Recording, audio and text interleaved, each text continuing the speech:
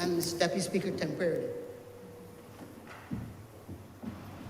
I beg to move the Honourable Member for St. George North be appointed temporarily as Speaker of the House. Beg to second that, sir. All those in favor? Those against? Say no. Any? Motion has been carried. Honourable Member for St. George. St. George.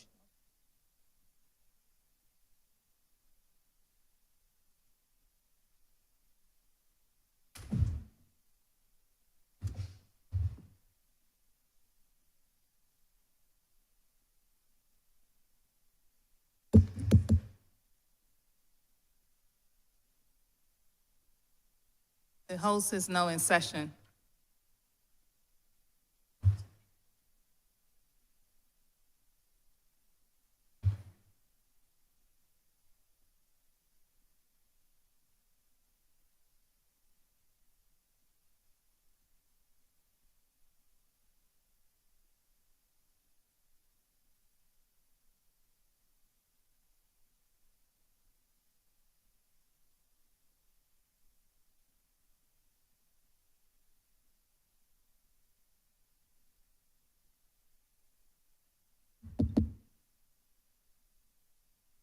Papers recommitted.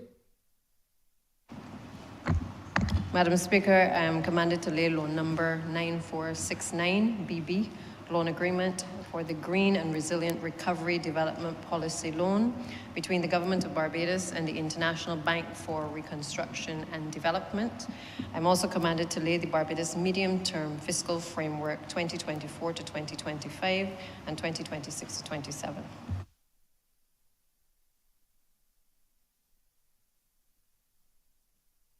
Government notices recommitted.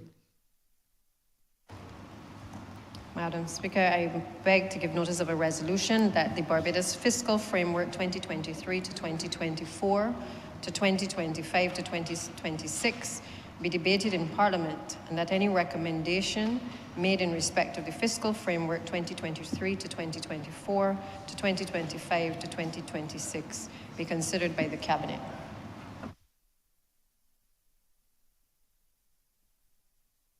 Resumption of government business.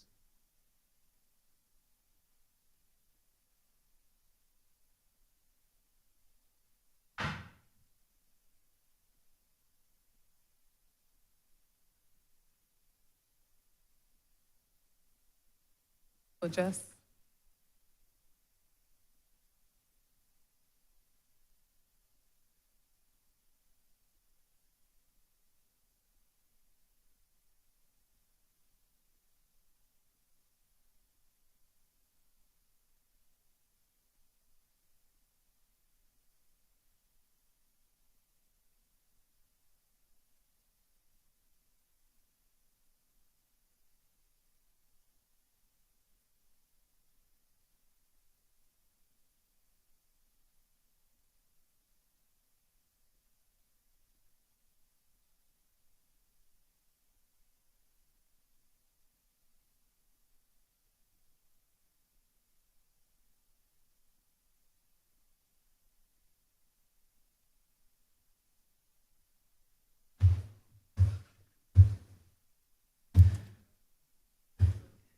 She didn't last long.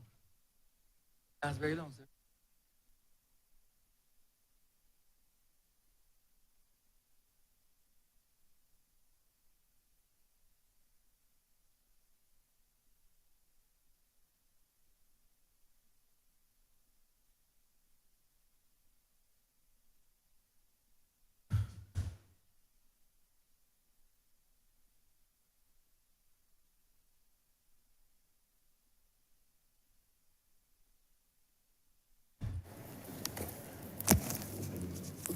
Mr. Speaker, government business.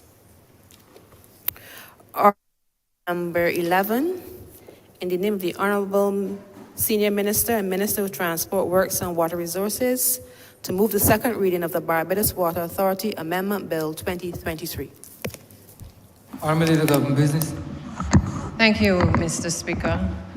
I rise, sir, to introduce a number of significant amendments to the Barbados Water Authority Act of 1980, Cap 274 of the laws of Barbados. Mr. Speaker, this is a piece of legislation that provides for the establishment of the Barbados Water Authority as a body corporate. I think all and sundry are familiar with the nature of the Barbados Water Authority, but this is the legislation that governs this particular entity that is responsible for the management and the control of water resources and wastewater management in the island of Barbados. The legislation governing the entity, Mr. Speaker, has not been really amended that much over the years. It certainly is not like the legislation that I often have to come to this chamber to amend the road traffic legislation, but it is one that in recent times we've had to amend in relation to the garbage and sewage contribution tax. And we are here today, Mr. Speaker, to make some what I consider very significant and important amendments to this particular piece of legislation.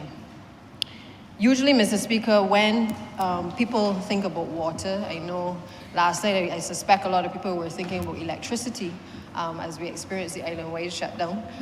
But I know that when people speak about water, oftentimes it is often not necessarily for me in the most glowing of terms that it is referenced, but often complaints about brown water, lack of water supply running through their taps, complaints about the Barbados Water Authority in some cases not addressing issues relating to digging up roads and not putting down pipes and then not being able to reinstate within a timely manner. It is also, I think, an area where we have heard a lot in relation, especially in 2018, I think the 2017, 2018, a lot of people became more acutely aware of the role of the Barbados Water Authority and that it was wider than just water, but that it also was very involved in wastewater management. And especially with the sewage that was flowing on the South Coast, I think we all had a crash course in a better understanding of the Barbados Water Authority, its internal structures, but also how important an entity that it is for the people of this country. Mr. Speaker, before coming to this position, my days at Barbados Community College, I would consider myself a very strong environmentalist. The member for St. Michael South would be well aware of what I speak, as well as the Honourable member in the House and the Minister responsible for business and energy, because we were part of a group that was very focused on addressing the issues of the environment and certainly issues related to water conservation. But I must say that I've become more acutely aware of the need to conserve water and certainly the dangers that can present itself if we are not paying acute attention to a lot of the pollutions and the pollutants that may seep within the groundwater. And I therefore feel an even greater responsibility now in this particular role to ensure that we educate people about the importance of water conservation, that we bring people more into a realm where they understand that water does not just appear through the taps, but that a lot of work goes on at the Barbados Water Authority with its staff and a number of other actors to ensure that we get a good quality water, which I am proud to boast, I think is one of the best, certainly in the region, if not in the rest of the world as well. This administration, Mr. Speaker, would have recognized that the burden which we carry in relation to our state-owned enterprises is an untenable one. And as such, we, on coming to office, would have conducted a study on a number of the state-owned enterprises, of which the Barbados Water Authority was one of the entities that a deep dive was taken into its affairs. I also have responsibility for Transport Board, and they too had an opportunity to have their operational systems and structures reviewed with the sense that we would look at various recommendations for moving that entity forward. And those things are already starting to unfold. But in relation to the Barbados Water Authority, we have started to strengthen the structure of the board, particularly because the amount of work that is currently task for the Barbados Water Authority, it is clear that it requires a different level of expertise than perhaps traditionally we would have scouted in relation to our boards of management. And we made some changes just last year in relation to a number of persons to be able to strengthen particularly the financial management, the HR, and other operational issues within the institution. There is no doubt that the quantum and the pace in the increase in the advances to the state-owned enterprises represents a significant exposure to government. And perhaps that is what has caused us not only to do the relook of the state-owned enterprises, but also to try to accelerate the pace at which we implement a number of the recommendations that have come out of these various reviews. The country, Mr. Speaker, has accepted that we must transform several of our state-owned enterprises. I think the public is calling for it. I think they may not understand all of the economics, but I think they do appreciate that there is some wastage at times, and that if it is that we can take a lot of the burden off of the central government and allow these enterprises to be able to earn and also to make a profit, that we can reduce the number of the transfers that are currently going to these various state-owned entities, and in particular the Barbados Water Authority. We've been working, sir, with the Barbados Workers Union, and I say that at the outset, sir, because the Barbados Water Authority is very labor intensive, it is labor driven. The unions have been very integral in the institution, and we have taken a position that we need to ensure that any relationship going forward, any decisions that we make, that we must ensure that we have a good relationship in terms of communication with the unions, who will help, no doubt, to shape the type of Barbados Water Authority of the future. So I know those discussions have started with the new chairman and certainly with the rest of the board.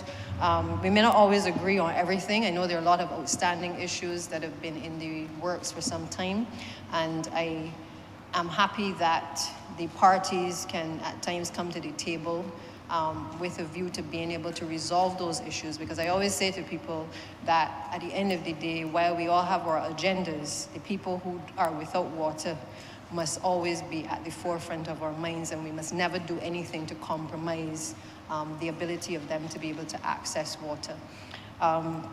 We recognize too, Mr. Speaker, that today is a different day than it was in 1980 when the Barbados Water Authority Act was passed. The level of physical and infrastructural development that has taken place across the country at an exponential level has, over the past 40 years, I think, demonstrated that it is not business as usual, and it cannot be business as usual. We can't have a 1980 piece of legislation trying to govern a 2023 institution. And neither can we have a 1980 piece of legislation governing an institution for the future. The general manager of 1980 didn't have to deal with desalination plants, as we do know, didn't have to consider the issues of climate change and the reduction of our groundwater supply. They didn't have all of the issues that affect us in terms of for the first time in many years, we have had a number of drought prohibitions where we've had to restrict persons from doing a number of things as it relates to potable water. The general manager of 1980 didn't have any of those considerations, but I assure you that the general manager of 2023 and the staff of the Barbados Water Authority are constantly having to fine-tune and to tweak their approaches to ensuring that there is a solid water supply and a consistent water supply across the country. That is obviously compounded, Mr. Speaker, by the fact that we have 100-year-old mains that exist, and while we have started the process of being able to phase out a number of those mains, it does come with its own challenges at times, where when you fix a particular area and you think that you've made significant progress, you end up in a situation where, having increased the supply of the water by changing out the main, the other pipes then burst, causing a lot of inconvenience for both the staff as well as a number of the residents across the country. And sometimes it feels as though we haven't really done anything because we are consistently addressing one challenge, but also then being faced with another challenge. I think the reality, Mr. Speaker, is that we say we want to accelerate, but we have to put ourselves in a position where we have the additional hands to be able to allow us to accelerate the works program in a way that would allow a lot of the road repairs to happen, while at the same time having a lot of the mains replacement taking place across the country. We've also had a Barbados Water Authority that has had to deal with a number of new initiatives in terms of the expansion of the Bridgetown and the South Coast treatment plant from primary to tertiary. That requires, Mr. Speaker, a lot of intense work to ensure that we manage these projects correctly, that we're able to source the funds. Funds don't just come, and it requires, in many cases, working with the economic team to be able to put in place the information that is needed for proper decision making to take place. And so, as I said before, the 1980 BWA looks very different from the current Barbados Water Authority. Therefore, to continue to behave as though we can use the old systems when, in particular, the expectations of the population are so great, simply cannot work any longer. Currently, the Barbados Water Authority faces a number of challenges. Perhaps the most major challenge is, and I can speak to it firsthand in terms of some works that we did recently in Rockdendo. We've replaced some of the mains in one particular area as we're doing the road reconstruction. And by the time that work was completed, the side road the pipe started to burst. And then further down the road, the pipe started to burst. And that impeded the progress of us being able to pave the road and to be able to complete the works in a timely manner. Again, the public doesn't see sometimes or even fully appreciate some of the dynamics that take place, even in relation to our road building and road rehabilitation program. But I can tell you that it is a complex issue, which apart from water, requires us sometimes to engage with the utility companies, the other utility companies, NPC and others, to be able to have a smooth operation when we are restoring roads and rehabilitating roads. And the reality is that we have started to look at entering into MOUs with entities that are working on what we refer to as pipe robotics, which is the use of robots that can go into the pipes and to be able to identify where the breaks are within the pipes. Prime Minister Motley and the team would have visited the Silicon Valley, I believe last year. We had the opportunity to have that team from Google X come to Barbados. It comprises of a number of people who are involved in innovation, and those persons were able to work with the Barbados Water Authority team to identify some key areas where they can now start to work with us to identify where the breaks are likely to take place, so that instead of, in some cases, guessing that the pipes are old, that we will actually be able to use technology in a way that will help to hopefully now speed up the process of being able to do those mains replacements. The BWA, therefore, really needs to make significant levels of profits if it's going to be sustainable, or it has to seek external investment. And if we are to deliver on the major infrastructural upgrades that are lying ahead in terms of our future, we need to have money. The reality is that back in August of 2016, the BWA would have received a loan of some $71 million from the Caribbean Development Bank to carry out a 20-year-long project to improve the efficiencies of the entity and to reduce wasted water by improving the inadequate infrastructure. In addition to this loan, the Barbados Water Authority requires about $30 million of capital expenditure investment from government per year. And this has been for the past 4 years that we've had to, in addition to what revenue may be coming in, to have to tap into the resources from government to provide us with the monies to be able to pay staff and to continue operations at the Barbados Water Authority. I am therefore ever mindful, and I think the country needs to be aware that this is one of the reasons why Prime Minister Motley continues to speak on the finance team about being able to urgently restructure the state-owned enterprises, because we need to be able to ease some of that pressure. That $30 million can do so much in so many other areas. I'm sure it can assist us with incinerators at the hospital. I'm sure it can help us to relieve some of the pressure in the A&E department. I'm sure it can help to build some schools and to make things easier, as we debated earlier, for children who are autistic. And so we have a responsibility at Barbados Water Authority to ensure that we accelerate the reform of this state-owned enterprise, so that we can, if we can't free up 30 million one time, at least that we are very diligent in the way in which we spend existing resources, so that we can start to see some savings taking place. It has also required us at the Barbados Water Authority to look to alternative sources of funding. And this has become critical. We made an announcement a few months ago that we had received some grant financing of about $40 million. This was from the Green Climate Fund. And we're grateful for that contribution, which will go a long way to assisting us with the upgrade of the Bridgetown sewage treatment plant to a tertiary treatment system, looking at the installation of wastewater treatment plants in the Zone 1 areas, and obviously to harness reclaimed water, which would then be utilized for aquifer recharge as well as agricultural irrigation, just to name a few of the things that the funds will be used for. I had the opportunity to take a team of the Barbados Water Authority to the Netherlands a few months ago. We were able to meet not just with government officials, but also their water companies, as well as private entities engaged in the business of water, because in many other parts of the world, it is a business.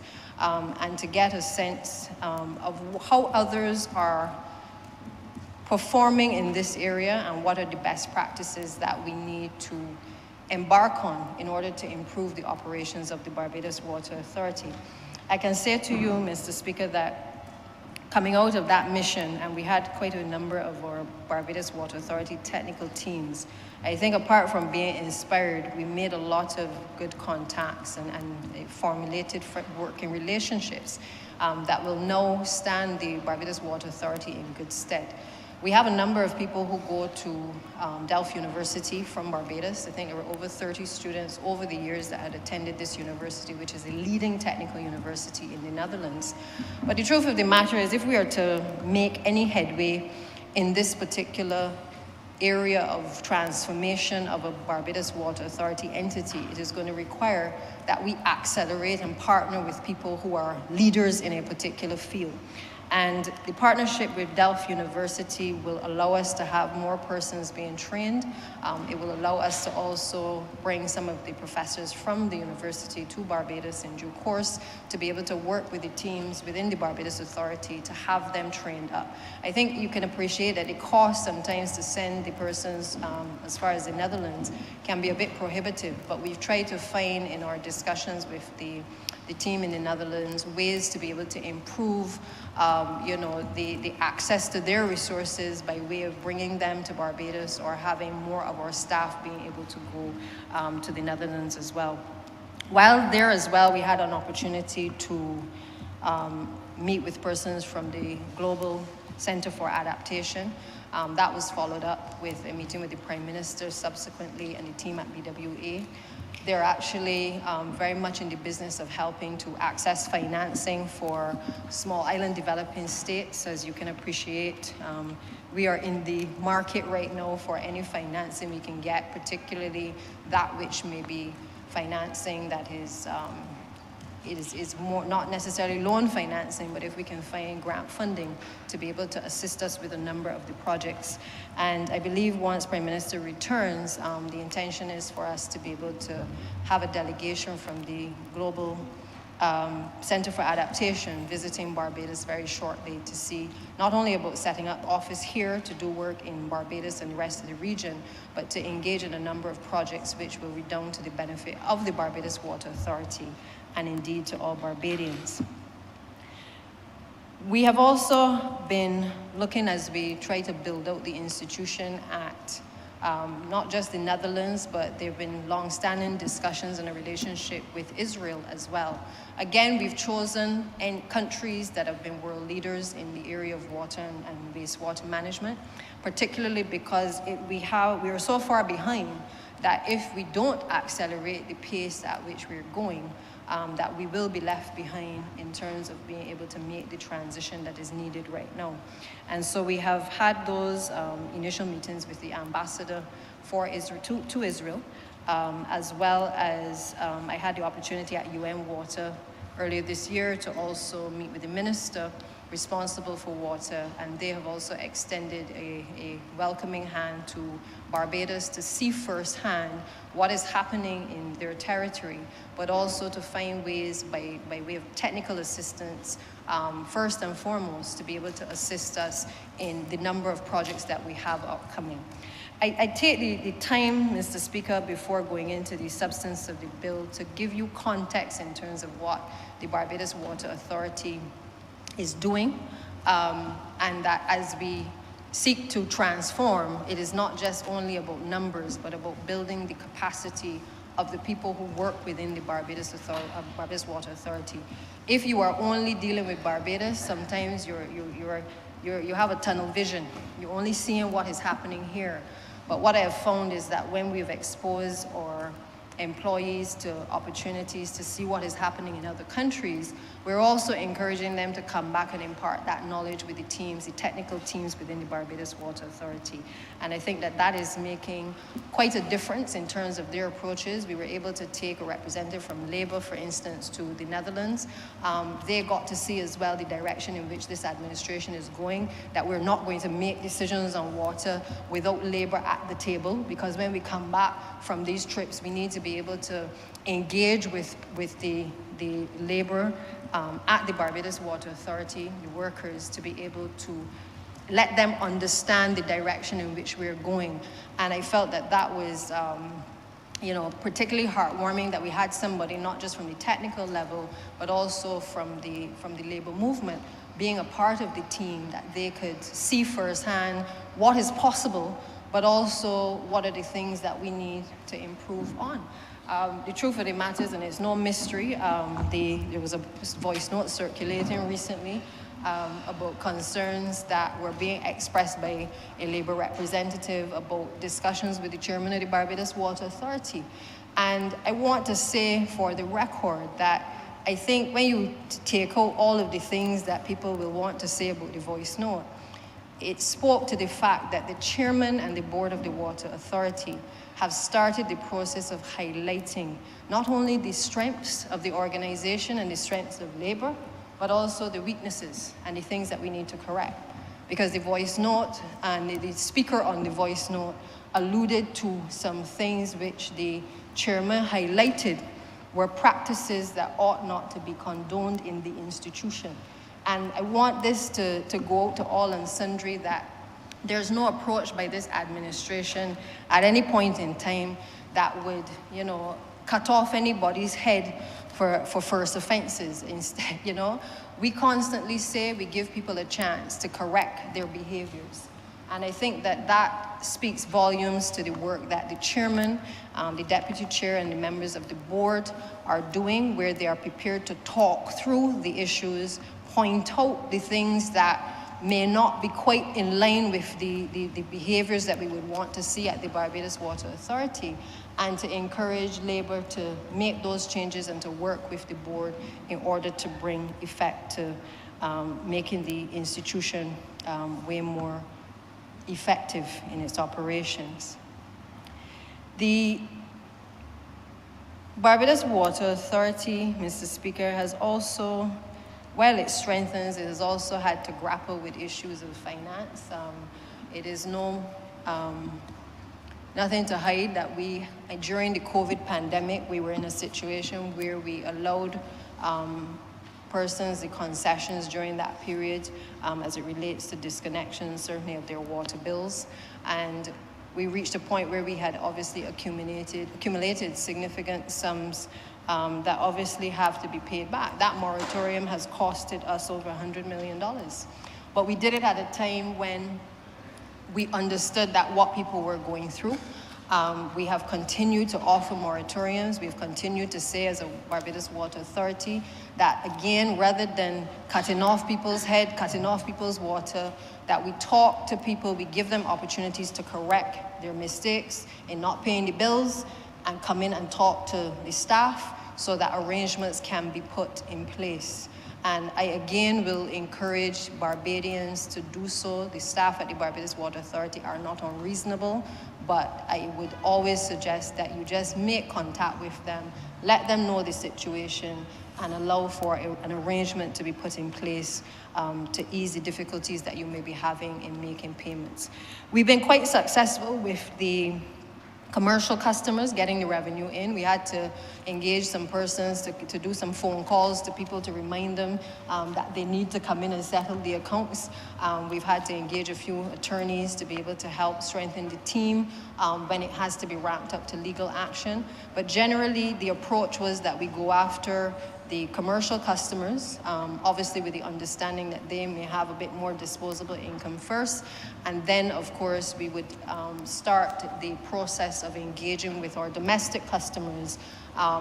Again, I think the disconnections have started, but in many cases, they have started after a process of calling the persons, asking them to come in, or in some cases, agreements being not honored, and no word being given to the staff of the Barbados Water Authority. Again, we remain willing to discuss with people their circumstances and to be able to work with them to pay something towards the actual bill.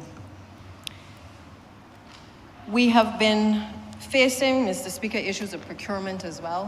We've had some challenges in the past where we have had to have a dedicated person now dealing with the issue of procurement because we wanted to make sure that we could procure the pipes and various items directly in some instances rather than going through middle persons to be able to purchase.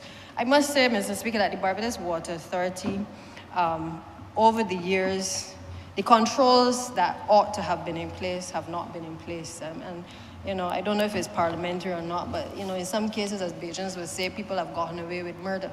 And we have in recent times been able to put systems in place now in relation to procurement so that pipes don't cost 6 times the amount that they really cost, but really that even if you get a markup that is twice the amount, you could live with that because you know that the person has to incur the cost of bringing the shipment to Barbados.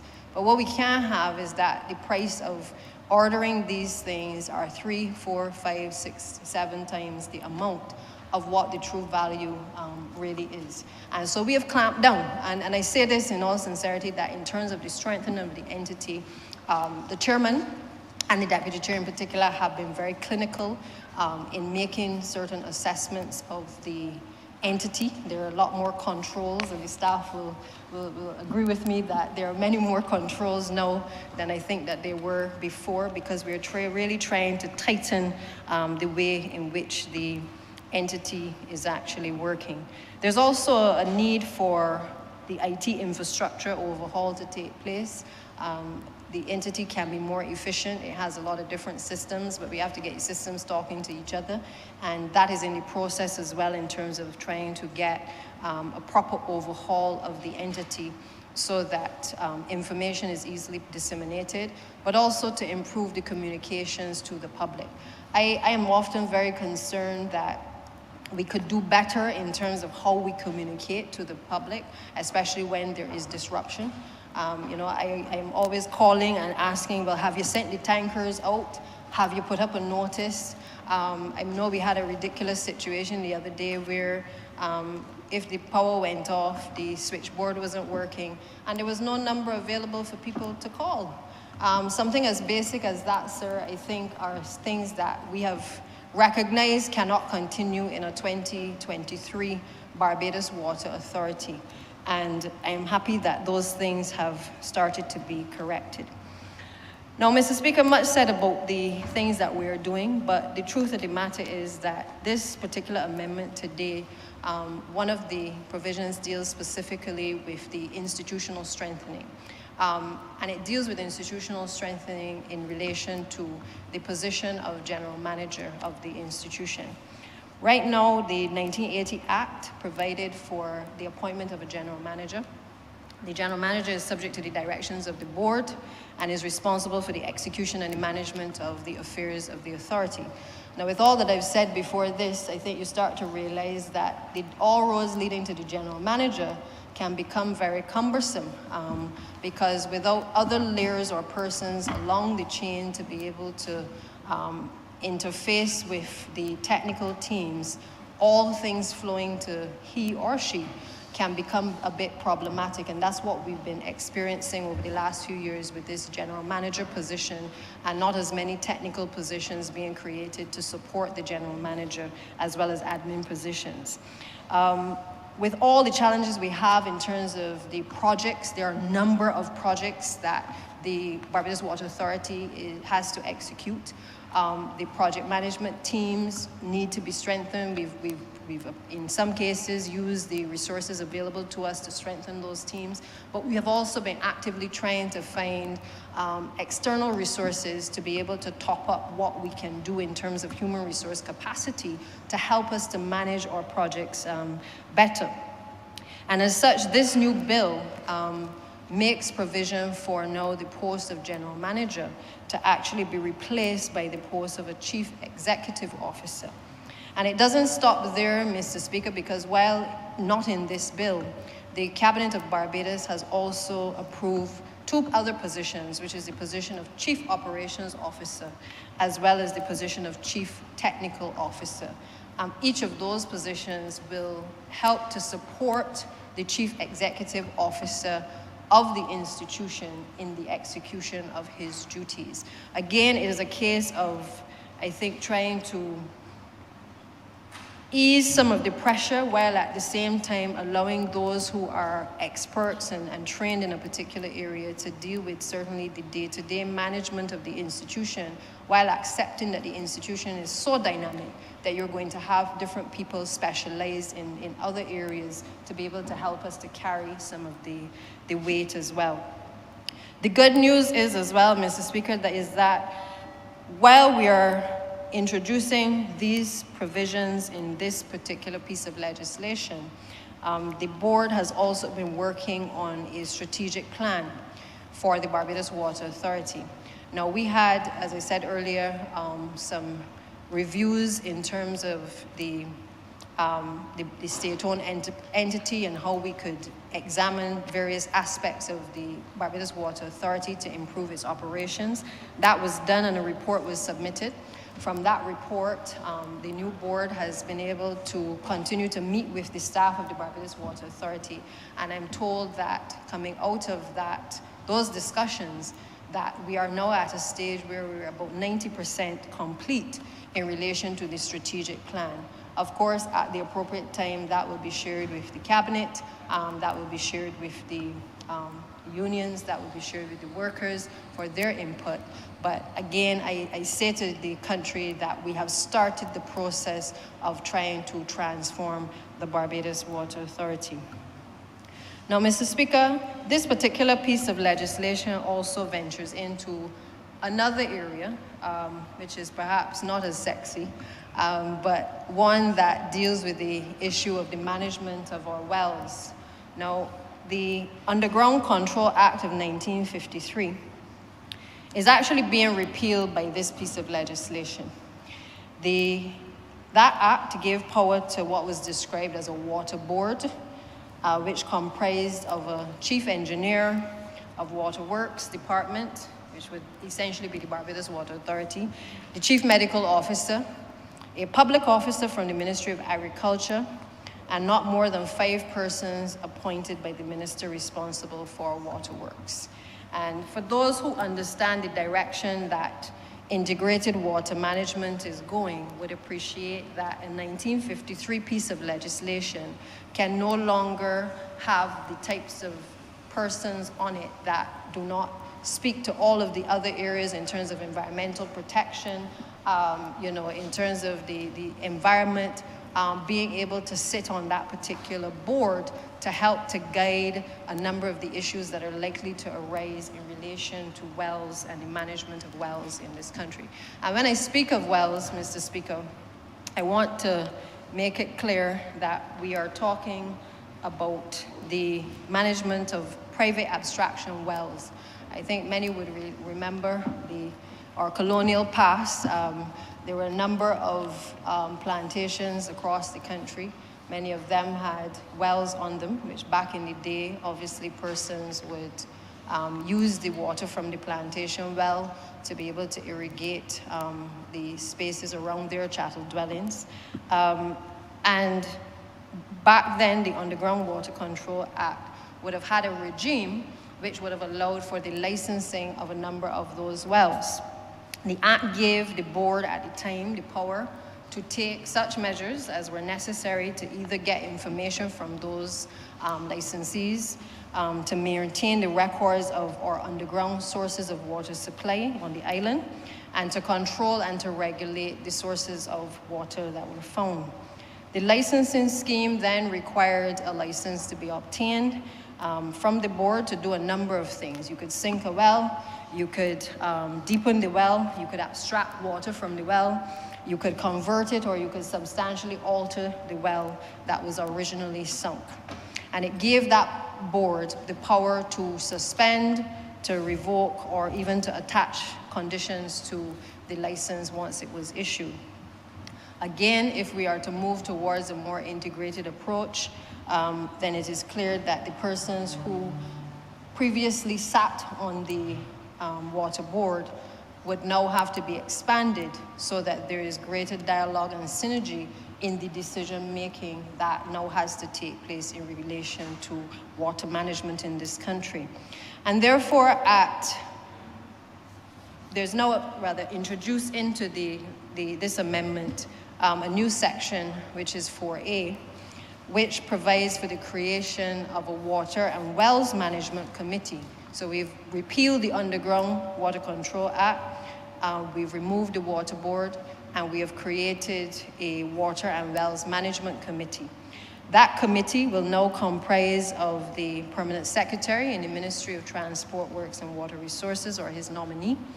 It will also include the Chief Executive Officer of the Barbados Water Authority or his nominee, and note that the title is now changed because this person will now replace in title the General Manager as in the substantive legislation. The Director of the Environmental Department or his nominee, the Permanent Secretary in the Ministry of Agriculture or his nominee, the Chief Medical Officer or his nominee, and the Chief Medical Officer, as I said before, was on the previous board. But also included now will be the Permanent Secretary in the Ministry of Environment and National Beautification or his nominee, as well as the Chief Executive Officer of the Barbados Agricultural Development Marketing Corporation or his nominee. Again, the shift is to integrate and to ensure that there's greater cooperation amongst agencies. Oftentimes we say that ministries are operating as silos.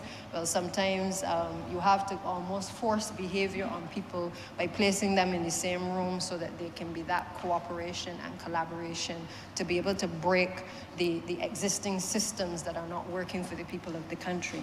And so we have created a Water and Wells Management Committee which has as one of its focus areas dealing with the licensing regime that is necessary for abstraction wells in particular in this country. Now, Section 18B gives the Barbados Water Authority, its employees and its agents the power to perform a number of acts in relation to those types of wells. At paragraph A to E, again, you can do, the persons who may be looking to sink, alter, abstract. It also provides that no person can perform any of these acts unless a license has been obtained in accordance with Section 18D. The offense is created if you do not obtain a license, and that offense means that the person is liable on summary conviction to a fine of $25,000 or imprisonment of 5 years or both. So again, we treat to this issue of licensing into the regime very seriously, because if things are happening in relation to the extraction of this water that can in any way compromise the health of individuals, or if it is that the well is being overpumped, then the Barbados State Water Authority needs to be in a position to take certain action. And therefore, this regime is intended to ensure that we do not deplete our existing water supply and to create a better regime than what currently exists across the island. We currently have approximately 78 private abstraction wells across Barbados, or abstraction wells generally across Barbados, and that excludes the Barbados Water Authority's wells. Of those 78 wells, 56 are privately owned, with the remainder allocated between BADMC, which has 8, the Barbados Agricultural Management Company has 5, the Ministry of Agriculture and Food Security has 7, and the NCC has 2. The allowed water uses presently ranges from 9,000 to about 2 million odd gallons per day. And approximately 81% of the wells that we are speaking of, the wells for abstraction, are actually used for irrigation purposes. I must point out here though that Ambassador Dr. Clyde Maskell and the team at the Barbados Water Authority have been working very closely on developing a policy on the abstraction fees that would be associated with water used for irrigation. It is proposed at this stage, and it is not complete, but I think it is fair to say that we are at an advanced stage in terms of our deliberations, that we are looking at perhaps charging the monthly fee, and then there will be tiers of licenses which are made up of either fixed or variable components. The variable component would reflect the quantity of water abstracted, and which is measured by the Barbados Water Authority. So again, many of these private wells already have a lot of equipment and investment in terms of what they have done to get them to a certain point. But what we need to do from the country's perspective, and certainly from the authorities' perspective, is to ensure that we're not overpumping. We have to ensure that what is being done there is actually consistent with what all of the studies and the data is showing needs to be done in relation to the country. Section 18C sets out the process for applying for a license to use a well for the purposes stated, and Section 18D deals with how the application is determined and the issuance of the license. Following the application to the minister in what would be the prescribed form and on payment of the fees, it would then be referred to a committee for consideration. And that committee then carries out an inspection and reports back to the minister with recommendations as to whether the license should be issued. So just to make it clear, because this came up in my deliberations with the staff, the minister doesn't make the decision. The minister acts on the advice in relation to whether it's applications or whether it's in relation to suspension or revocation of a license on the basis of recommendations from the technical teams who will advise the minister as to the best course of action. And so I want to make that abundantly clear that while the minister will sign off, the minister is reliant on the technical people who are clearly have the greater capacity to make the determination on these matters. Once the committee carries out the inspection and they provide the recommendations, they may determine that it should be a recommendation to suspend, or it could be to refuse the application, and then that issuance of the license, if it is in fact issued, is actually signed off then by the chairman of the committee.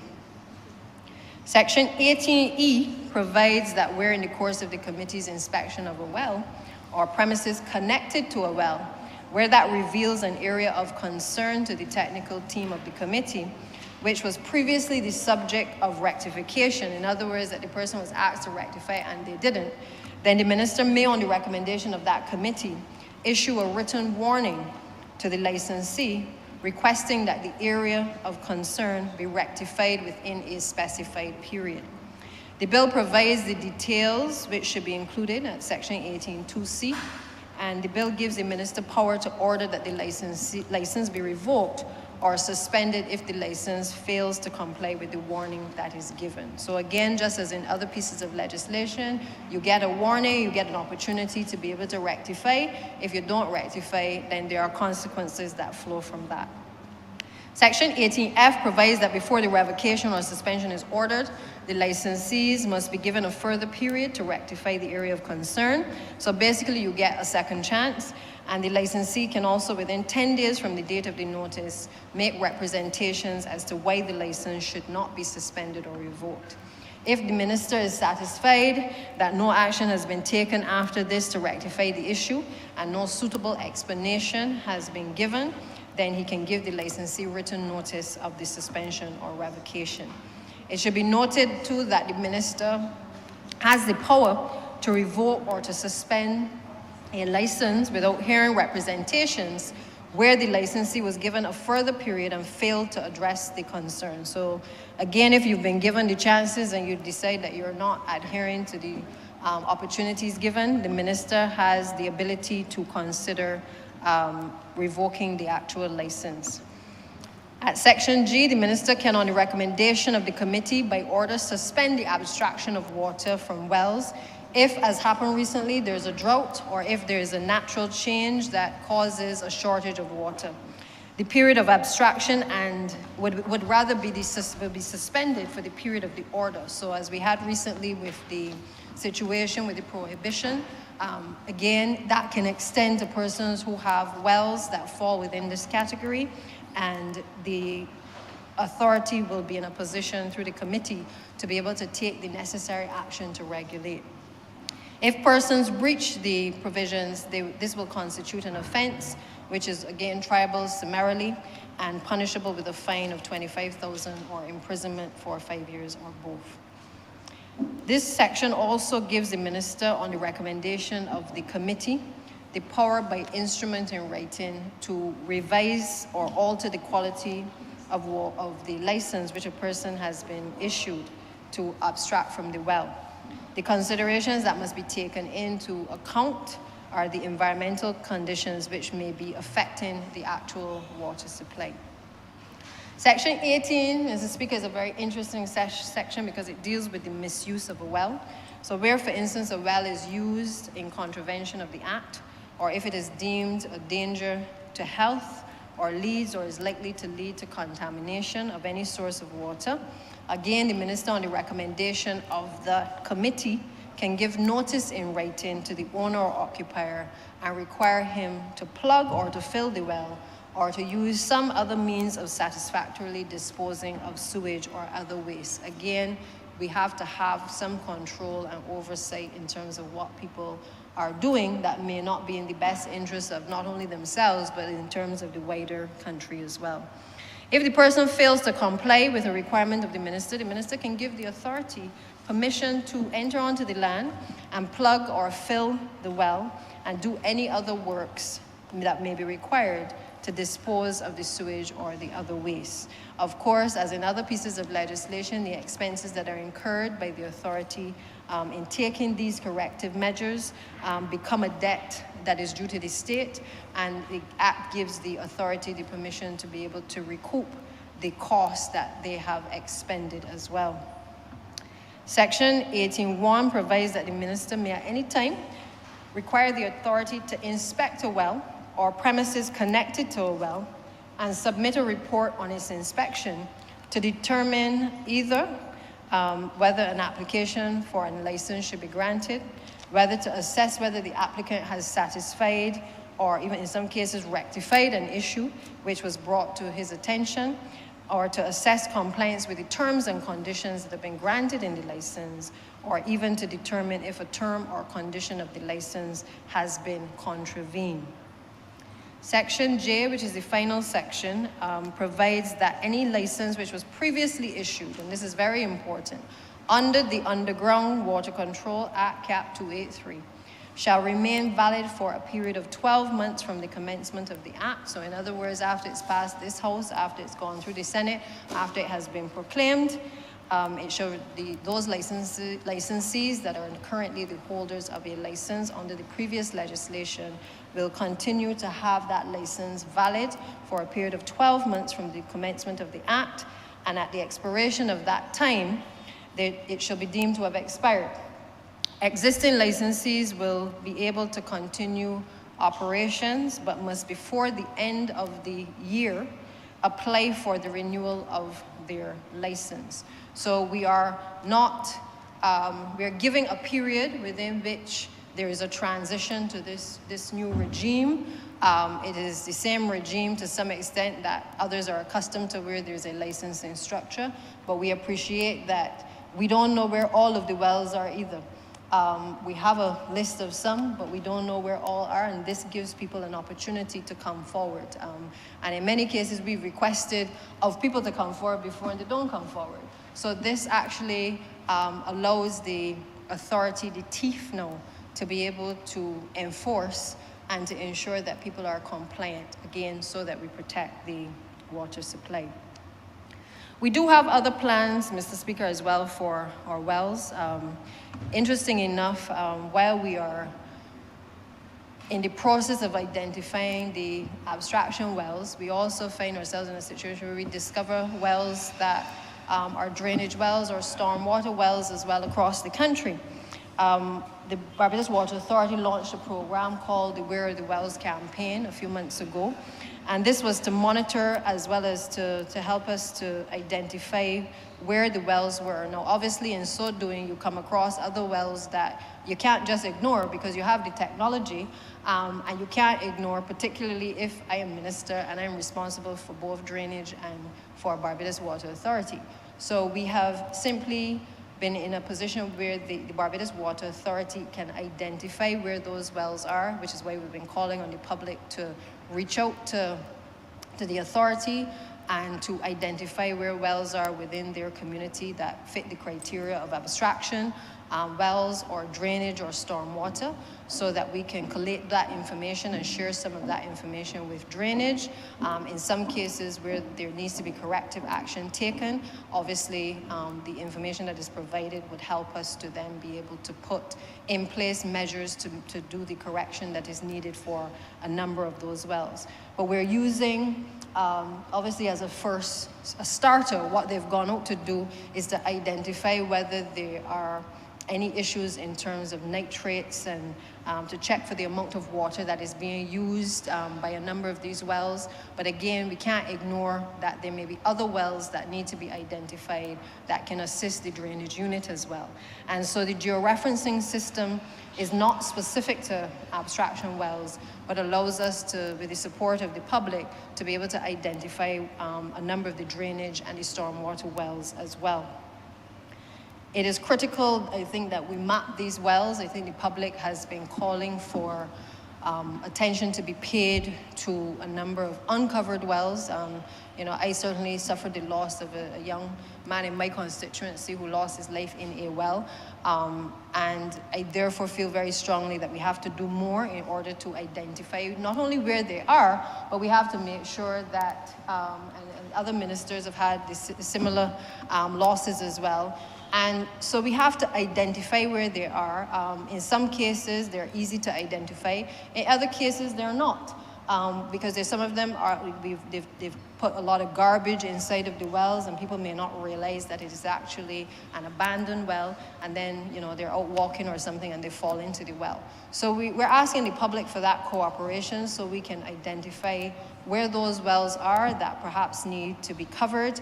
I'm asking householders as well, while I have this opportunity, you know, to pay attention as well to your own surroundings, to make sure that the covers in your own neighborhoods and certainly in your own residential premises, that those are properly secured. But to work with us as we continue to roll out the program and educate the public as to the type of wells that we are wanting to be identified, that you can communicate a lot of that information into the Barbados Water Authority. Now, Mr. Speaker, another and perhaps the final most significant aspect of this particular legislation, and I would like to say that I've saved the best for last, is the bit that I'm about to introduce. Now, the First two amendments of which I spoke have dealt specifically with improvements to the management of the Barbados Water Authority. They've also dealt with the creation of an improved regime for dealing with the management of and licensing of wells in this country, particularly the abstraction wells. This third amendment, though, Mr. Speaker, of which I'm about to introduce, has been outstanding for many, many, many decades. And I'm proud this afternoon that the Cabinet of Barbados has seen it fit to not only lay the 2020 water protection and land use zoning policy, but also today, Mr. Speaker, we now have the ability in this House, and I am sure in the other place very shortly, to now act on the recommendations arising from that policy and other policies, because I will go through, for the benefit of those in this chamber and those listening, the fact that this policy has taken such a long time to get here, and there are others who have, I would say, they have been nudging in this direction for a long time, giving their honest opinions regarding the issues of zoning, but in many cases there has been no action or not enough action to be able to make the significant changes that we're about to do here today. Sir, there was a time when we gave little thought to protecting groundwater, and I think in the post-emancipation period, people settled wherever they could. They came off of the plantation. Obviously, they had the chattel houses. They settled near the plantations in some cases, because they were still working on the plantation, but they settled in various parts of the country. There was nothing at the time guiding as to, how do you protect the groundwater supply. There was nothing saying whether you should erect a dwelling in a particular place. So we've seen the development of this country take place in a very scattered way, where people just rested wherever they determined that they could rest, without any proper allocation or delineation of where persons should develop a community or a village within a parish. Our population back in the 1940s, Mr. Speaker, was around 192,000 people. And the water consumption was around 4.2 million imperial gallons per day. Compare that today to our population of, and I think figures are somewhere in the 260, I think we were thinking it was about 300,000, but it is more likely around 260 or so. The consumption is now around 35.5 million imperial gallons per day. Studies back in the 1940s showed that less than 20% of the then population had piped water in their homes. Most houses had pit toilets. Standpipes were popular. I mean, they still have a few scattered across the country, but they were more popular than they are now. And as I said earlier, many of the plantations would have had the private wells from which a lot of the irrigation for the crops and a lot of the access to water took place. Back in the 1940s as well, a gentleman by the name of Alfred Sen, a British geologist who conducted a groundwater research study, produced at the time a report called the Sen Report, which assessed the geology of Barbados. He looked at the movement of groundwater on the island and the distribution network. Where is the water located? How long does it take for water to be able to flow through the system to the aquifers? Where does the water go? Essentially, that is what he was looking at. He concluded in that report that both the functioning and the abandoned suck wells were potential dangers to groundwater. I can repeat it again. He concluded in his report, the Sen report, that both the functioning and the abandoned suck wells, which were in common use across the country, were potential dangers to groundwater, and pointed to the dangers of discharges of untreated waste entering the fissures of the coral. His work and his recommendations from that study influenced the then passage of what I referred to earlier as the Underground Water Control Act. And that created a licensing scheme, created the Water Board, and again gave a framework now for the then Waterworks Department to be able to carry out some of the functions that are now carried out by the Barbados Water Authority. The notion, though, of protecting our groundwater was first introduced in Barbados in 1963. based on the findings of another study called the Tolstrom study. And this was commissioned by the then administration with the assistance of a UN program for technical assistance. The study on the water supply system identified the major threat to groundwater quality as coming from wastewater disposal practices, because a great majority of wastewater was, and I think is still, disposed of into the ground through the use of soakaways. By that time, approximately a third of the population had piped water to their homes.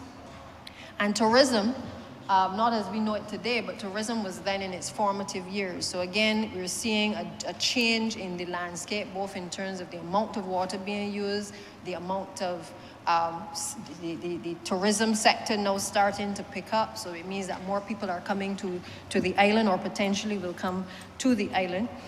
And the average consumption for the then population of about 235,000 people was around 13.2 million imperial gallons. Again, the increases had started to take place in terms of the consumption of water. At that time as well, there was limited agricultural, chemical, and fertilizer usage. And that consultant at the time from Tolstrom designed what we know today as the existing 5-zone groundwater protection system. We refer to it as the Zone A, Zone B, Zone C. That is what everybody refers to it. More often than not, everybody knows Zone A, but I don't know that they know all of the other zones as well. But that system was approved and implemented in 1963.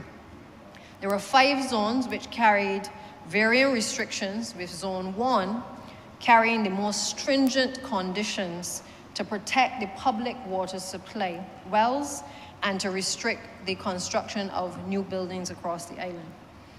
It was, however, not until 1972 that the first and only amendment to the groundwater protection policy was made. And it's interesting that this was allowed at the time to let persons who were living in Zone 1, whose buildings predated the implementation, to upgrade their houses under the condition that they also installed a septic tank for wastewater disposal. I mention that here because later on you will see that we have had to also do some, what we call in law, the grandfather clause, to make sure that we do not disadvantage any person by what we are about to do in terms of the changing of the particular zones.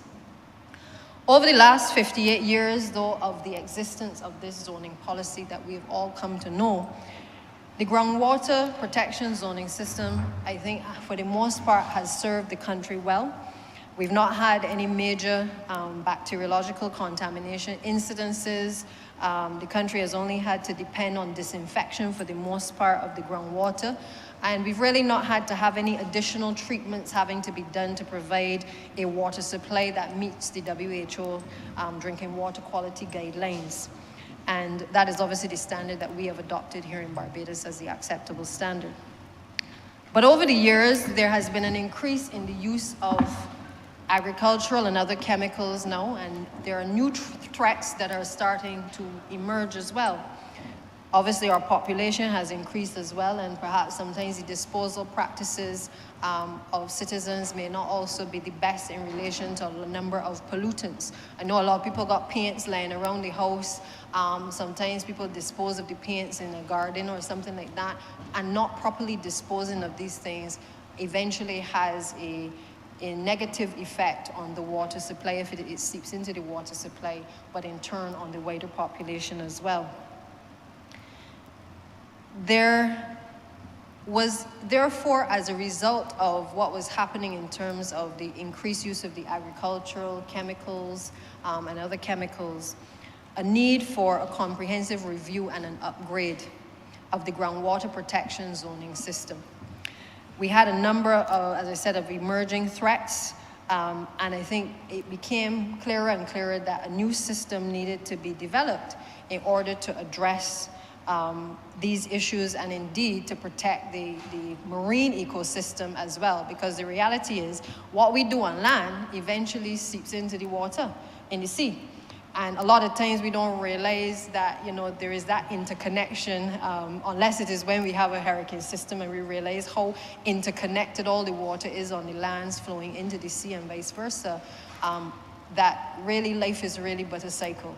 And we need to really pay as a society a bit more attention to caring for the environment, because we have to leave the environment better, I think, than how we found it for the future of generations.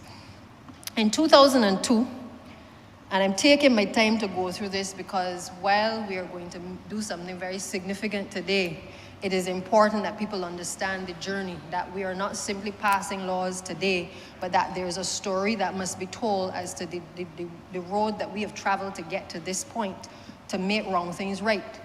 And so in 2002, we had a study done by a Jamaican hydrogeologist who worked as part of the Bell feasibility study.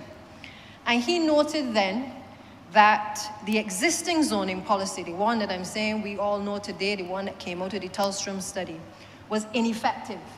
He described it as outdated, and it was in need of revision and replacement. He acknowledged, though, that while we needed to change it because there had been a number of advances in technology and that there were new ways of doing things, and perhaps that the way that the original study prohibited so much areas that we needed to review it now, given the information that was available to us, that the situation could also have been far worse if we had done nothing. So in essence, he was saying, well, it's a good thing we had something, but the truth of the matter is that what we have is outdated, and it is not necessarily working for the vast majority of the people, in particular, who live within a Zone 1 area. An attempt was made, Mr. Speaker, to change these zones in the year of 2006. The then Minister of Health and Senior Minister, now Senior Minister Dr. Jerome Walcott, presented a paper to the then cabinet, and the then cabinet, y'all can pick sides from it, of the Barbados Labour Party administration, on the rezoning of Barbados at that time, which proposed that government should go out to tender in order to have a study done on the rezoning, because we recognized then as an administration that we needed to make the change, that there needed to be recommendations, but rather than being fast and loose, we wanted to make sure that we had the evidence upon which to base any changes to the zoning policy.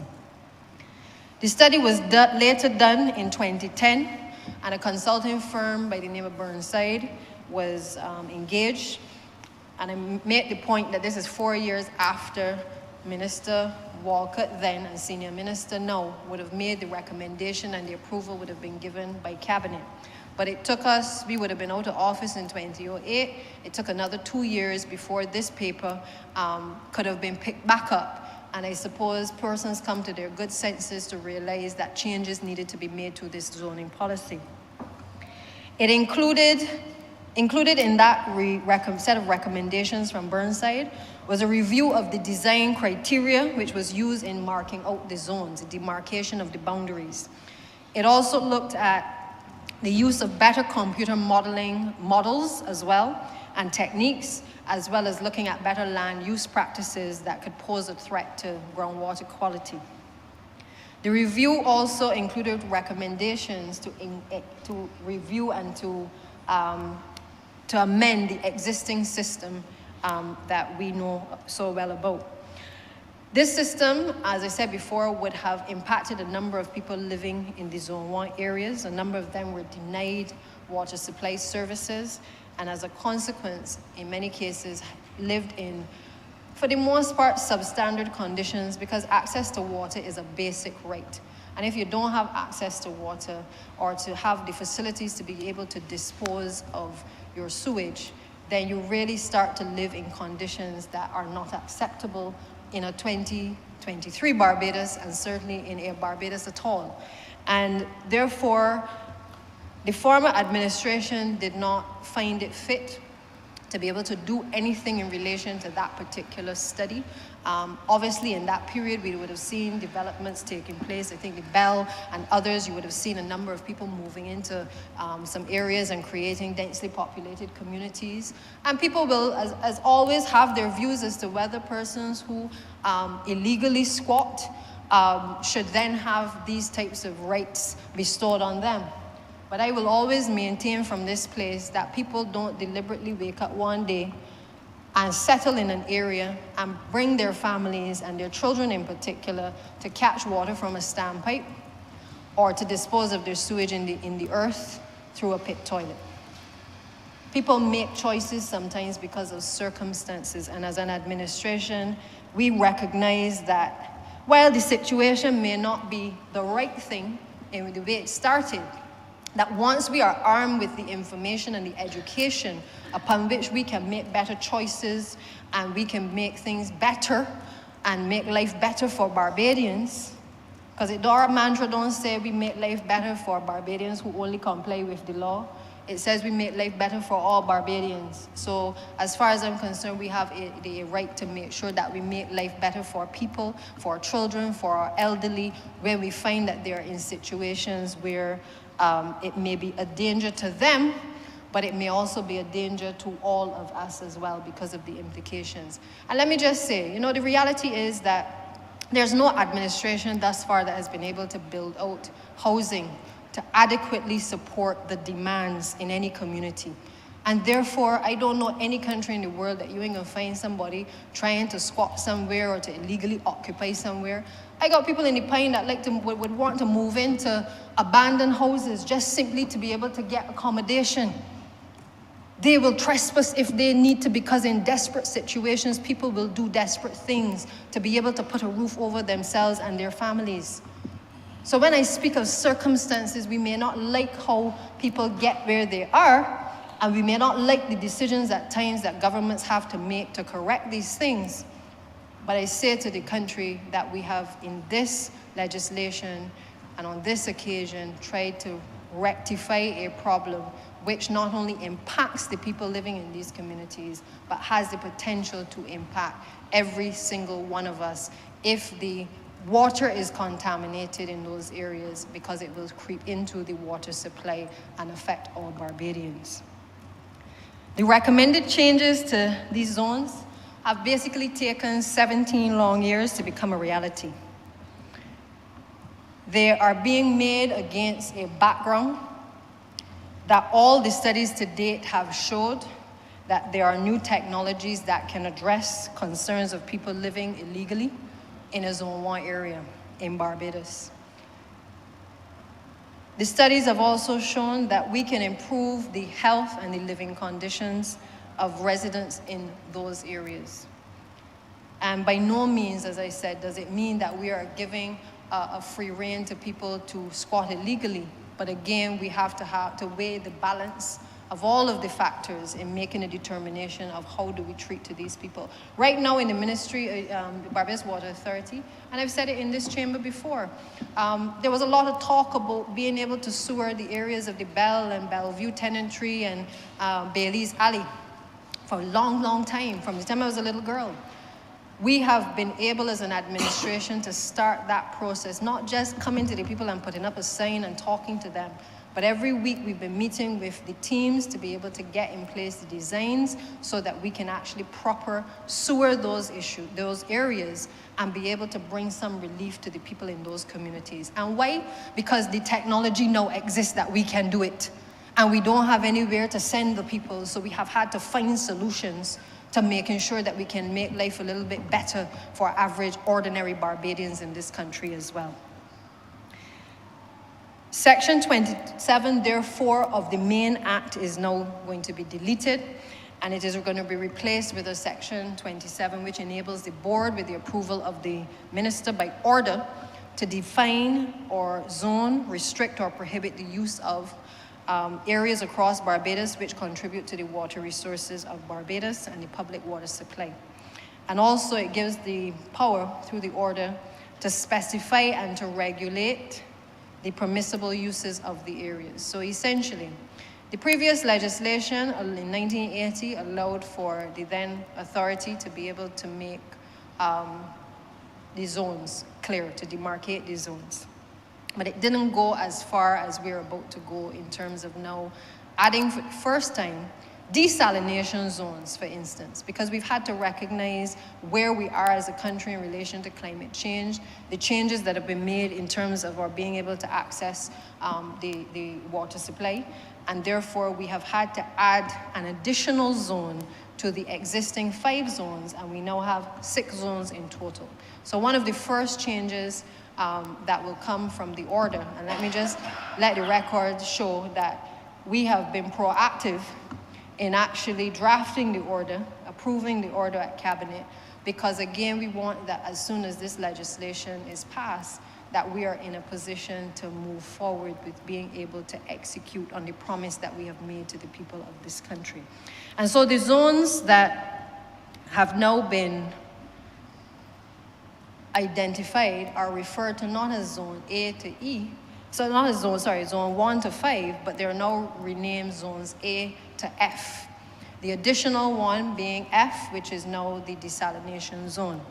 And in 2000, the first desalination plant was opened, and it was maintained by a company called Ionics Freshwater. It provides portable drinking water to about 20% of the island using a reverse osmosis membrane technology, and it treats about 30,000 cubic meters or 7.9 gallons of water per day.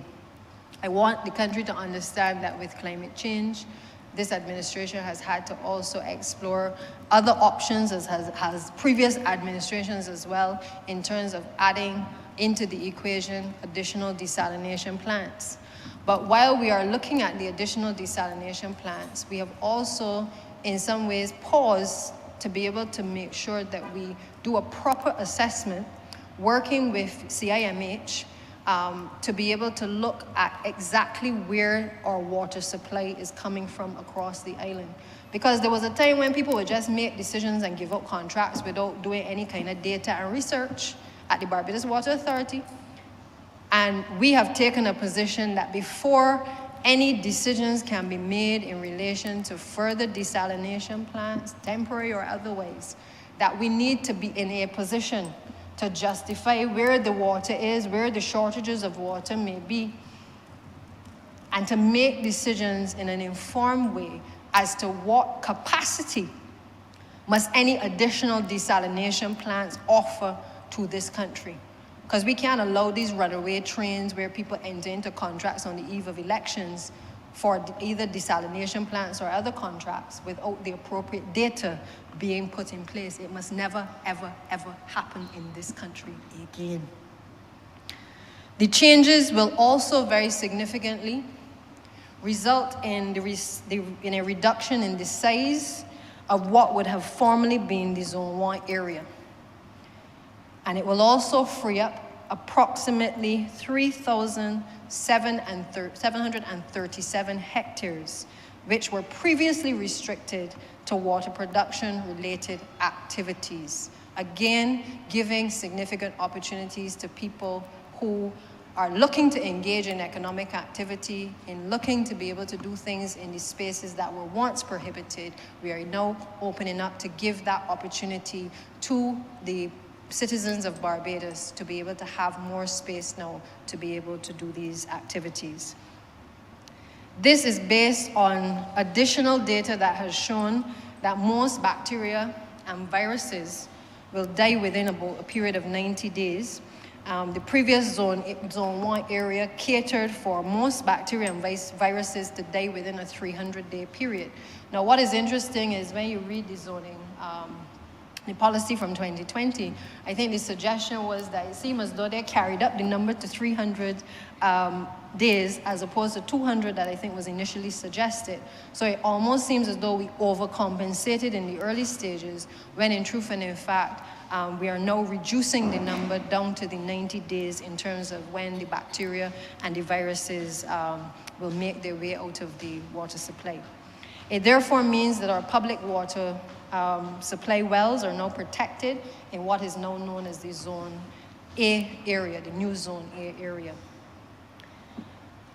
I will go through briefly the list of the new zones. You have Zone A, which is now an exclusion zone area, where there are strict controls which are necessary in order to protect the quality of the groundwater supply.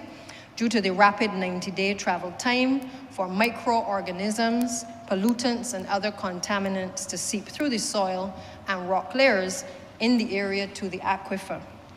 Activities in this zone are restricted to those related to public water production.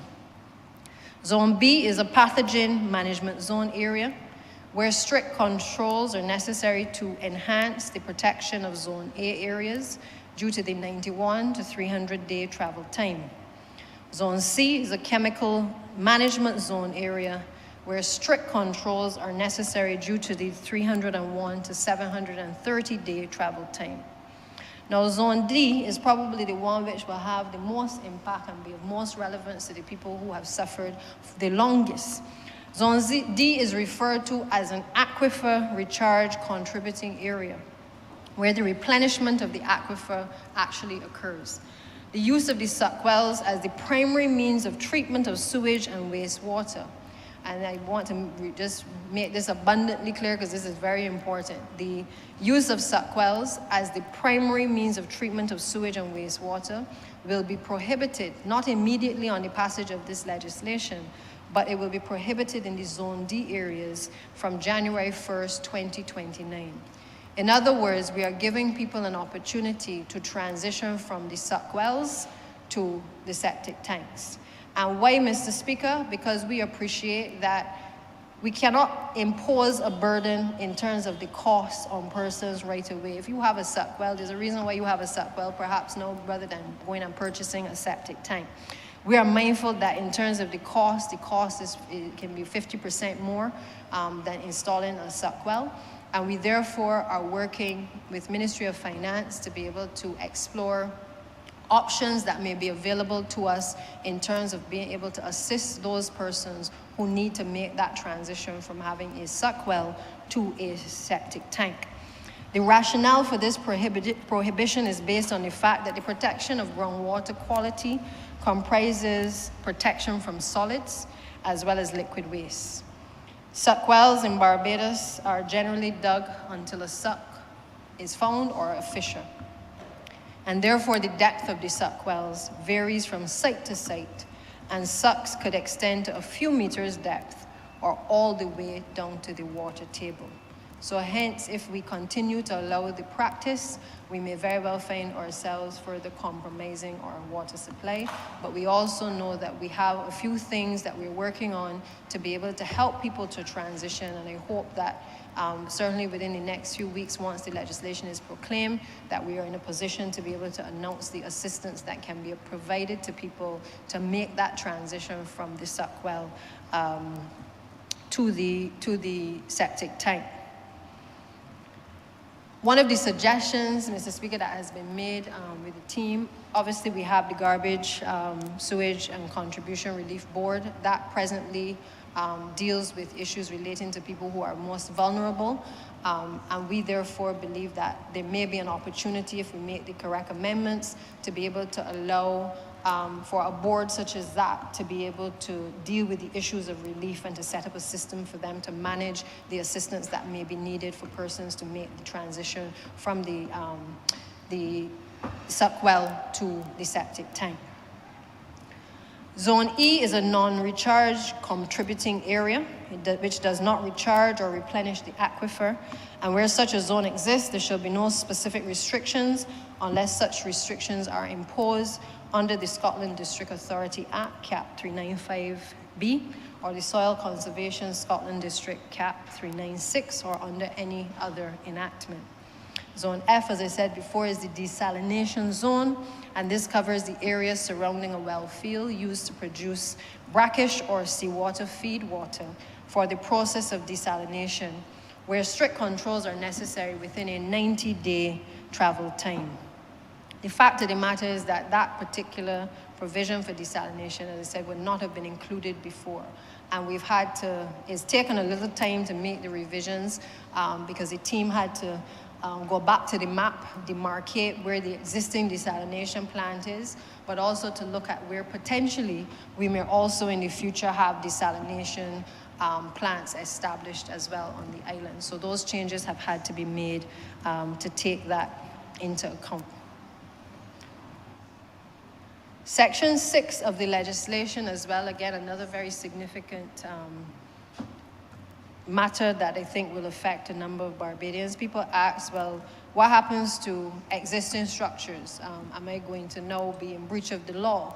Well, by virtue of what we said earlier has been done in terms of grandfathering clauses, we've also included a grandfathering clause so that those persons who have existing structures, that those structures in Zone 1 area in particular, or Zone A area now, will be protected and not be prohibited from continuing to operate and to live within that particular space. Section 6, therefore, states that we can preserve the existing structures, the existing use of the structure or the land being used as a farm, where the land was being used for such purpose when the order comes into effect.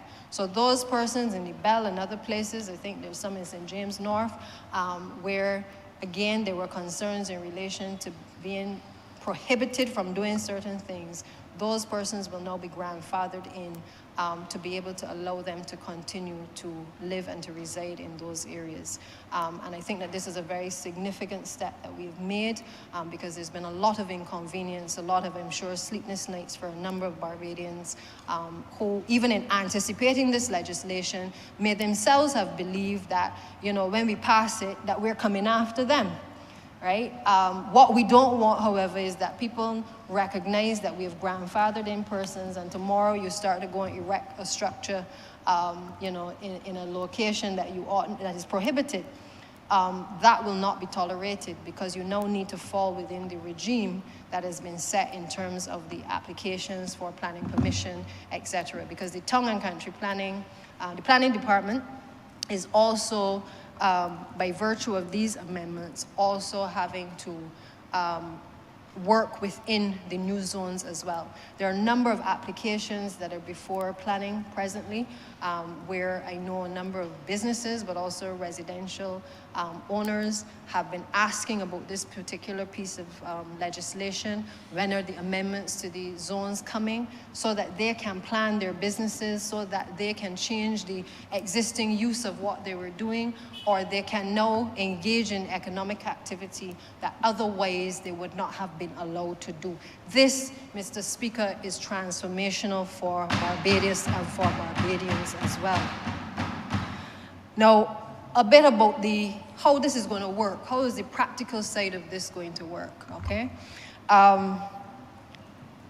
There is a map that exists, just as existed before, that most people may or may not have seen. Because I guess unless you actually have to interface with planning, or unless you're asking questions of Water Authority, you perhaps may not interface with the map. But the order contains a map. And in that map is very clearly demarcated all of the various zones. Now, we don't expect ordinary Barbadians to be able to look on that map and tell whether their particular residence is in a Zone 1, or sorry, Zone A, a Zone B area, by just looking at the map, because you don't have the ability to do so. It will just give you the demarcated lines, but it will not obviously be able to give you the specifics. But with the use of technology, the Barbados Water Authority has developed a location app, which will allow for persons to access the app and to be able to, by putting in addresses, coordinates, they will be able to identify precisely whether their particular residence falls within one of the Zone A to F areas. Now, I want to make it clear that we had much discussion on this, and I will talk about sometimes what happens in parliamentary group, because I want the people of this country to understand that we don't make decisions in a vacuum. There was consideration about whether when persons access the app through the Barbados Water Authority, if they should be charged a fee. Because there is an administrative function that takes place for an officer when you come into the Water Authority to go into the computer, to sit down with you, to get the coordinates, to get the address, to be able to show you the map and to pinpoint where your house is on the map. But unanimously, the members of the parliamentary group, the 30 MPs who represent the constituencies across this country, said That is not what was intended.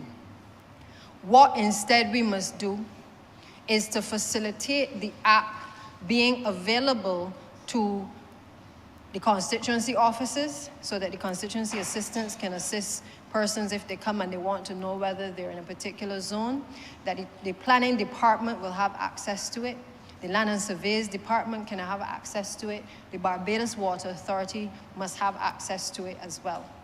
Because we believe that it must be something that is at the fingertips of people, that it must be at the fingertips of people for the ease of doing business, and we're not here to complicate processes and to create processes that is going to make life difficult for people. Because what would have been happening is that the person provides the coordinates and the address, and then somebody has to go into the system to pull up that information, then somebody has to print it, and then somebody has to sign it. And then that has to be given to the individual. And unanimously, the parliamentary group, when it was put to them, said, that is not what we want for the people of this country. And I commend them because, again, these are the things sometimes that you have to talk through. Because it's easy for us to always see revenue-generating measures. But you also have to look at the other side, which is how do we create an environment which is easy for people to access and to maneuver to be able to do business or to be able to access services in this country. And so I want to commend my colleagues for paying attention to that particular provision and making sure that we have done right by the people of this country. The Barbados Revenue Authority will also have access to the app. So people can go in with their location number as well for the reference number in relation to their bills, and that would also be able to allow the application to pull up whether or not where their zone is that they fall within. Mr. Speaker, I want to thank a few people for getting us to this point. The journey didn't start with me, but it started a long time ago, as I've expressed in the course of this debate. And it started with people who believe that we had to do the right thing for people who had been disadvantaged for a long time. It started with people who had the vision to recognize that when things change, that we got to start to change with those things as well. And that transformation of communities and societies cannot happen if we continue to do things the same way. It also brings me to thanking the Attorney General, CPC, and the SG may have worked on it, to be able to get us to a point where this legislation, which has gone through many iterations, has been able to come before this chamber as well today. I want to thank the staff of the Barbados Water Authority. And I do so sincerely, sir, because many of them are on the front line sometimes of the criticisms that come from the public when things go wrong. But very often we don't see behind the scenes, for instance, the officers and the staff who help to develop an app for something like this to make life easier for the citizens of this country. We don't see that. We don't talk about it. We don't talk about and appreciate the time that has been spent trying to make the recommendations, certainly to ministry and to successive ministers, for the changes that are needed to be able to make the Barbados Water Authority more efficient. We often don't see them and we often don't thank them. I want to thank the boards as well of the Barbados Water Authority, because the respective boards have also played a role in this, because a lot of this had to pass the board before it gets to cabinet, before decisions could be made. But I also want to thank the leadership of the party that forms this administration and this government, sir.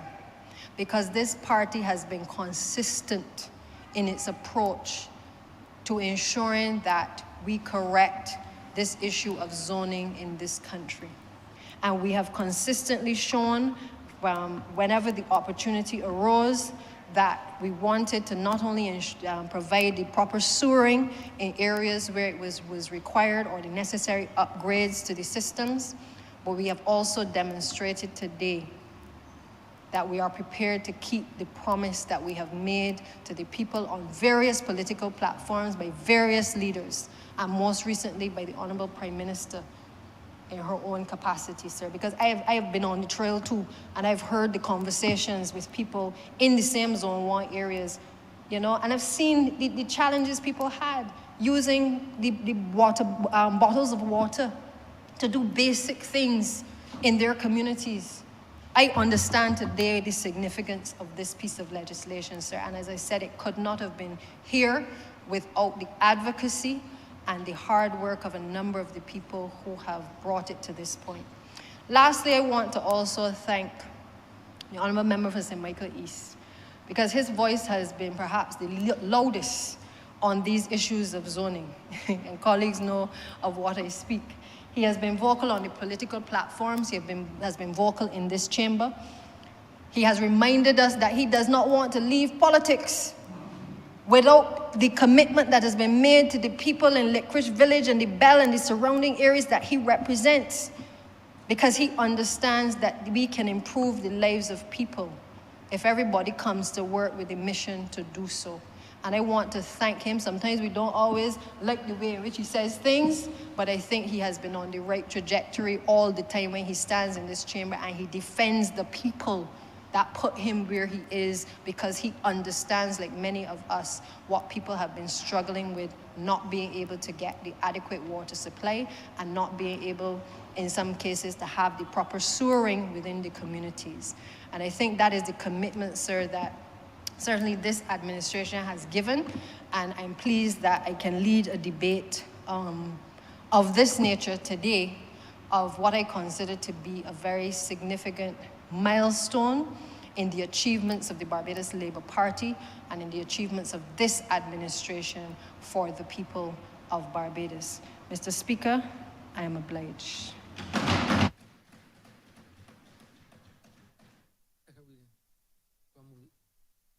Beg to move that this bill be read a second time. Honourable Member for Christchurch West Central. Mr. Speaker, I want to, first of all, thank you for giving me this opportunity, and equally for the member who just spoke in the most lucid terms as it relates to the importance of having a bill that would seek to improve the structure and the integrity of the Barbados Water Authority, along with advancing the operationalization of new water zones in order for us to have the protection needed so that every single Barbadian in this country will have the opportunity to utilize the world's most precious resource, water as we know it. And as Minister of the Environment, I will have to take a different look, a different perspective in terms of how we treat the water.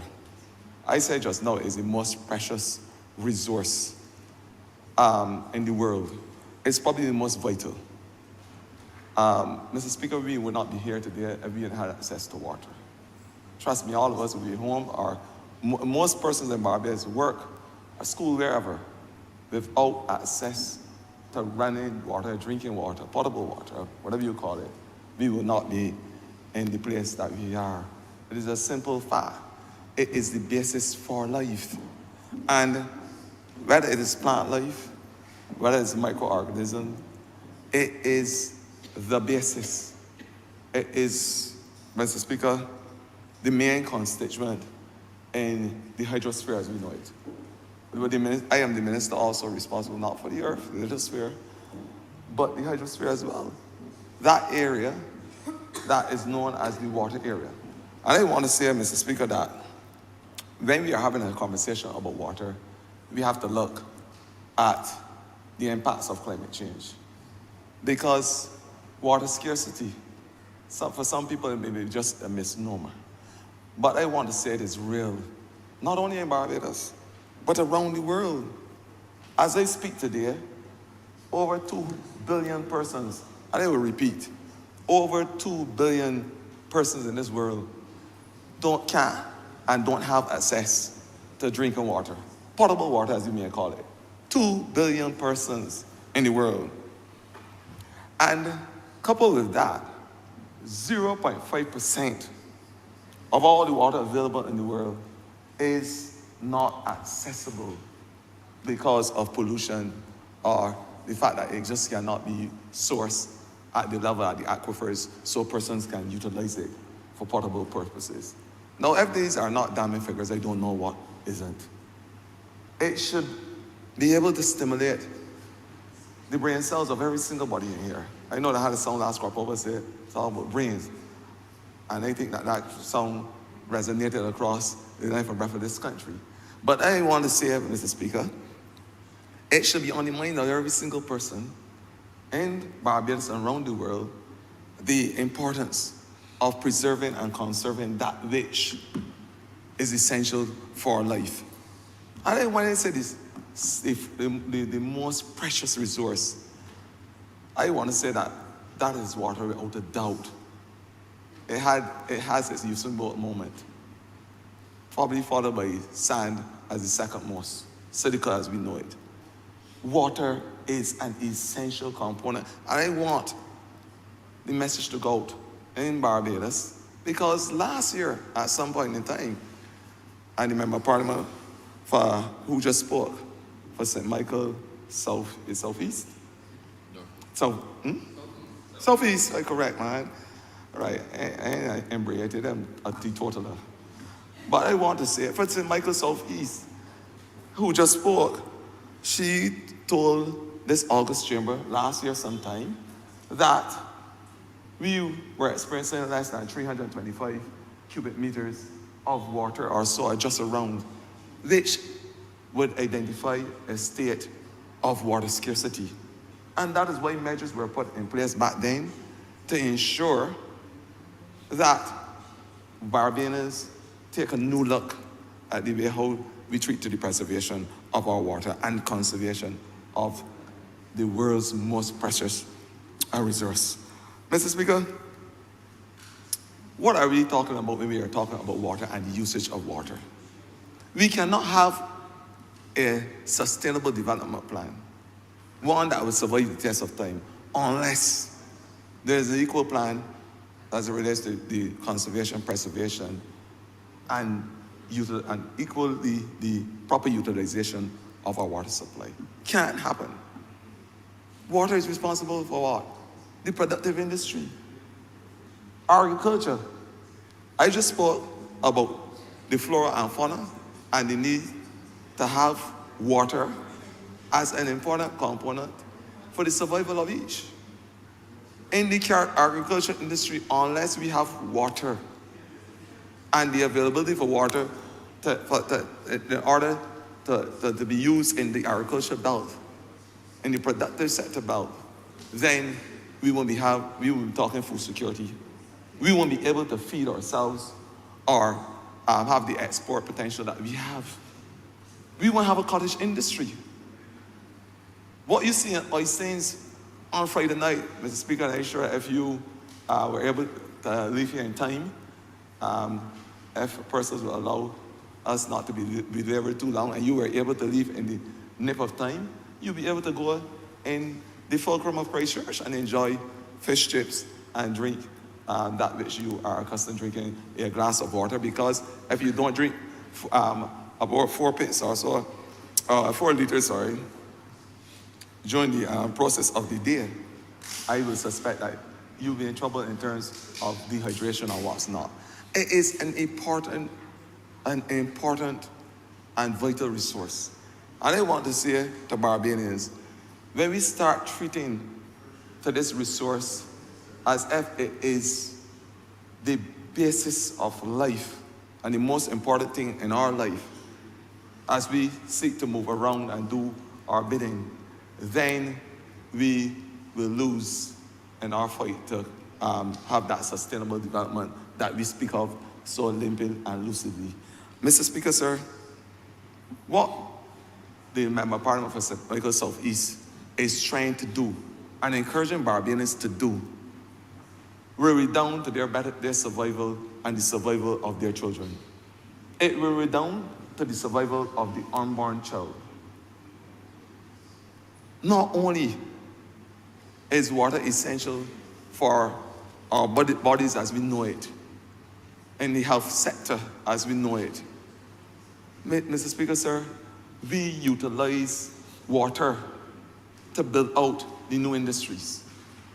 the hydroelectrical industries, water being at the center of that discussion. If we are going to produce energy as we know it from alternative sources, we need water. And that is why it is important that we are able to start the conservation conversation. It's important. Why it is important? That we start the conversation about the misuse of water. And that is why we have to imbue in our young people, the next generation, the spirit of conservation and protecting that which will basically protect their lives. And that is what the conversation is about. So when we bring this amendment to the bill and to change the zones so we will have better protection of our water quality and allow Barbadians to be able to afford potable water at the pipe, something that we take for granted in Barbados, but when you travel, you recognize that it is not the norm. There's no way, Mr. Speaker, sir, you can go in certain parts of the world and turn on the tap and enjoy a glass of water to add to those 4 liters that you would have consumed during the process of the day. I'm serious. No way. It is not the norm. And that is why it is important that we understand that our actions can cause the destruction of this natural resource. And that is the conversations I want to have with Barbadians. But there is a connection, unequivocal connection between water and climate change. Unequivocal. We are facing the effects of El Nino. You heard about it. You feel it every day, the extreme heats. Sometimes temperatures range from 50 degrees Celsius to over in certain parts of the world. Barbados, we go up to 36, 37. With increased temperature, what follows, Mr. Speaker? Drought and water scarcity. It is a natural phenomenon.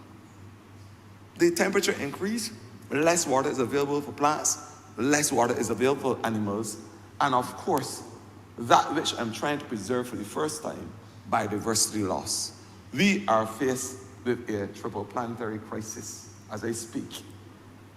Climate change, biodiversity loss, and pollution. And trust me, pollution threatens access to water. And that is why the Member of Parliament for St. Michael Southeast is saying to Barbadians, come and have the conversation about the zones and the various zones. And we are saying that with the new zoning, proposed zoning policy, you have a zone A to zone F. Zone A being a very, very restrictive zone, which speaks to microorganisms and the fact that it would take 90 days for those organisms, whether bacteria or virus, or certain contaminants, to reach the waterbed, the aquifers. That is what it's saying. So in these areas, we must have strict rules in place so that there will be a proper governance to ensure that we are not faced with a situation where our water, that which we turn on at the pipe every day for drinking purposes, is contaminated. That is what we are saying. So that it doesn't become a health threat or a threat, whether to animal or plant. That is what we are saying. So the importance of having this zone, Mr. Speaker, must never be missed. Zone B, Mr. Speaker, sir, as was alluded to by the Member of Parliament that just spoke, is a zone where we are saying is a pathogen management zone again, 91 to 300 days before we expect the exposure to pathogens and contaminants to reach our aquifers or our waterbed. And we go on and on to zone F, which is the desalinated zone. And of course, there are rules in place to ensure that these zones are protected based on reverse osmosis and what we are trying to achieve in these areas. Mr. Speaker, this is important legislation, an amendment to the legislation. This is important in this new era. This is important so that we can have the survival of our people. And it should be every single Barbadian commitment to preserve every single drop of H2O. Every single one. And we know, we may not be having a juicy conversation. It might be one that titillates Barbadians. But the reality of it is that the most water found in the ground and the most accessible water found in the ground is for wastewater. It is a known fact, whether we agree or not. So we now have to look for ways to treat to this wastewater so that initially we can use it in the agriculture belt and for other domesticated purposes. And what we are saying, we say that we will use these silt wells as a measure of filtering so that we can remove the solids and certain impurities and certain active principles from liquids so we can have better water supply going towards our aquifers. That is what we are saying as part of the conversation going forward. And it is an important conversation because, as I said, we have to be able to preserve in these trying times, in these drought times, when there are wildfires all over the world, when there's a world that is faced with a crisis of sorts, where, as I said before, over 2 billion people as I speak can't get access to drinking water. We now must have the conversation where we are able to preserve every single drop of H2. That is the basic conversation we are having with Barbadians. And we, as a good government, must be able to say, this is the way how we are going to do it. And we want you to join us in the process because it's a fight. It is a real fight. I am sure many days when the taps are off in certain parts of Barbados, people call for the radio program to all the MPs. And that is only for a couple hours sometimes. I can't get water. Imagine these 2 billion people around the world. Imagine the threat to life, limb health. Because you use water in certain medical procedures as well. The dentist will tell you that they use it for dental procedures, for dialysis, those who operate with the persons with kidney disease. And you can go on and go on. And essential, I say, it is one of the most vital resources in the world without a doubt. And that is why we must have a serious conversation as to the way how we treat to it. That is it. I think there's no other way of saying it. But the fact that it is an important conversation for Barbadians now, and the work of the ministry must be applauded. I want to personally give the Member of Parliament for St. Michael South East a round of applause for the work, the excellent work done thus far in ensuring that we are able to preserve our water supply, that we have conservational methods, that we start to treat to the whole conversation about having tanks around your homes, and having other conservative methods, whether it's the taps, the water saving devices, those types of conversation. And of course, when it can happen, and most importantly, when there is the financial wherewithal to have those treatment facilities so that we can say that we can change that water to at least a secondary use or primary use so it can be channeled into the agricultural belt and in the industrial use estates. Because water is used in the industrial belt as well. The production of cement, water. Paints, water. Other industries, the metal industry, water. It is the basis for life, without a doubt. I said it is the basis for sustainable development. And I say so without apology. So when we hear about water, when is this? Today is Friday, we are having a water Friday too. Because this is an important conversation for every single body, every single day of the week, every single time of the week, every minute, every hour, the preservation of water. But what have you said as a government? Because it's not only about talking the talk, is walking the walk to ensure that persons have a partnership with the type of the legislations, have a partnership with the discussions, have a partnership with the rules and regulations. Because if persons don't have an understanding, an equal understanding of what we are trying to do, then we are spinning top in mud. If I want to look at the old maxim used by my grandmother, top in mud, that's what you call it. Spinning top in mud. You're going around in circles then. If you want to use an old axiom, you're going around in circles. In order to have a serious conversation, Barbadians must become an equal partner in the whole process. So it's what we do at the household level. Simple, basic things that we can do to ensure that first, you preserve, you conserve, and that you utilize with precision. That is the conversation you have with the average Barbadian.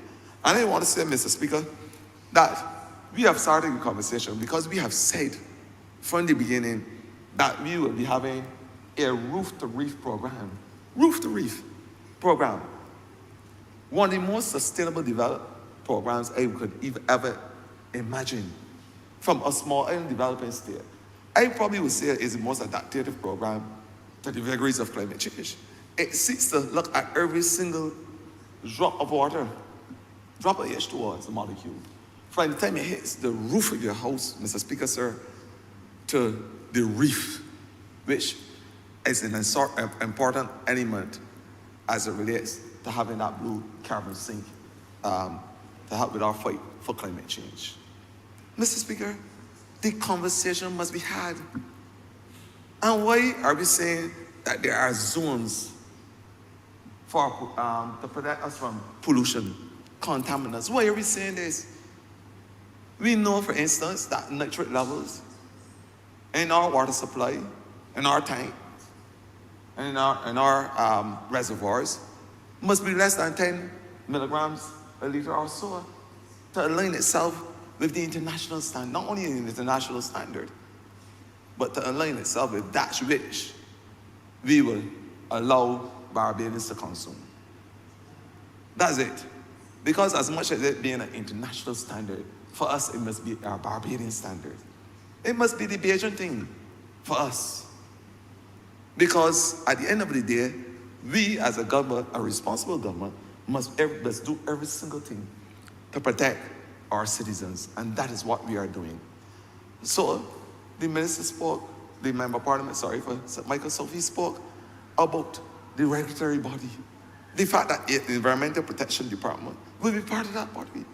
So we can check and make our investigations as to the quality of water being produced for Barbadians. That is the commitment we have made. So we know that every single zone is tested, that there is the technology to ensure that the results that come back are the true results and reflect that which Barbadians should be consuming. That is what we said as a responsible government. We also said that even as far as our reefs in the area, we will make sure that it does not run contrary to the standards that we need in order to replenish our reefs, our phytoplankton, and ensure that the zooplankton and all those things that form part of the marine ecosystem, that they are able to survive.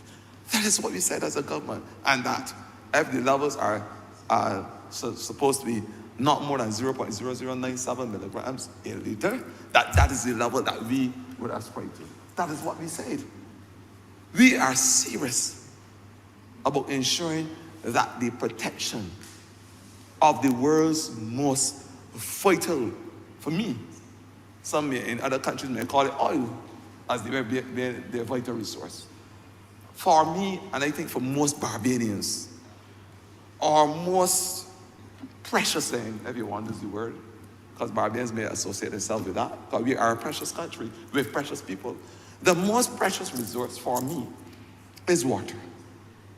And as a responsible government, we are saying that we are taking measures in place to have the construct, which is the management system, and equally to have the policies in place, the zoning policies, and to put also a structure where the testing for the viability and the drinkability of that water will ensure that we meet the Bajan standard. I want to call it that.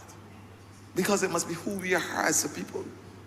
And as a good governor, we must ensure that we do everything to protect those who we are responsible for. And I'm saying this is a responsible amendment to the legislation. And it allows persons, because we are talking about infrastructure development, we are talking about sustainable development, we are talking about the development of Barbados as a whole. Now we can't be talking about development unless we say that these areas will be used for X, that those areas will be used for Y, and that there must be a clear demarcation of certain areas. We have started it in the marine environment with our marine spatial plan and the process that we've evolved in the marine spatial plan to ensure that the sea is equally demarcated so we can get full benefits. Same thing happened on our lithosphere or the land, where we are saying that in order for us to have the full benefits of development and to interfuse it with the whole water policy, then we are going to demarcate in 6 zones or so, zones A to F. And at every single zone, we have certain restrictions, they will have certain potential, and we are going to maximize those areas. That is what we are saying.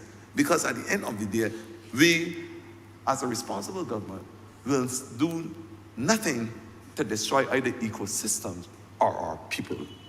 That's what we have said. So if that is the environment we are speaking about, human or social or otherwise, or then it is the people directly related to that environment. We are saying that we are going to treat to those 2 or 3 spheres in a principled way. That is what we say. So this policy, Mr. Speaker, this amendment, sorry, I want to associate myself deeply with. And I want to say to all Barbadians that how you treat to the management and use of the water, of your of the water availability today will determine the future of this country and the future of your children and your children's children. It is as simple as that for me. Mr. Speaker, I'm obliged.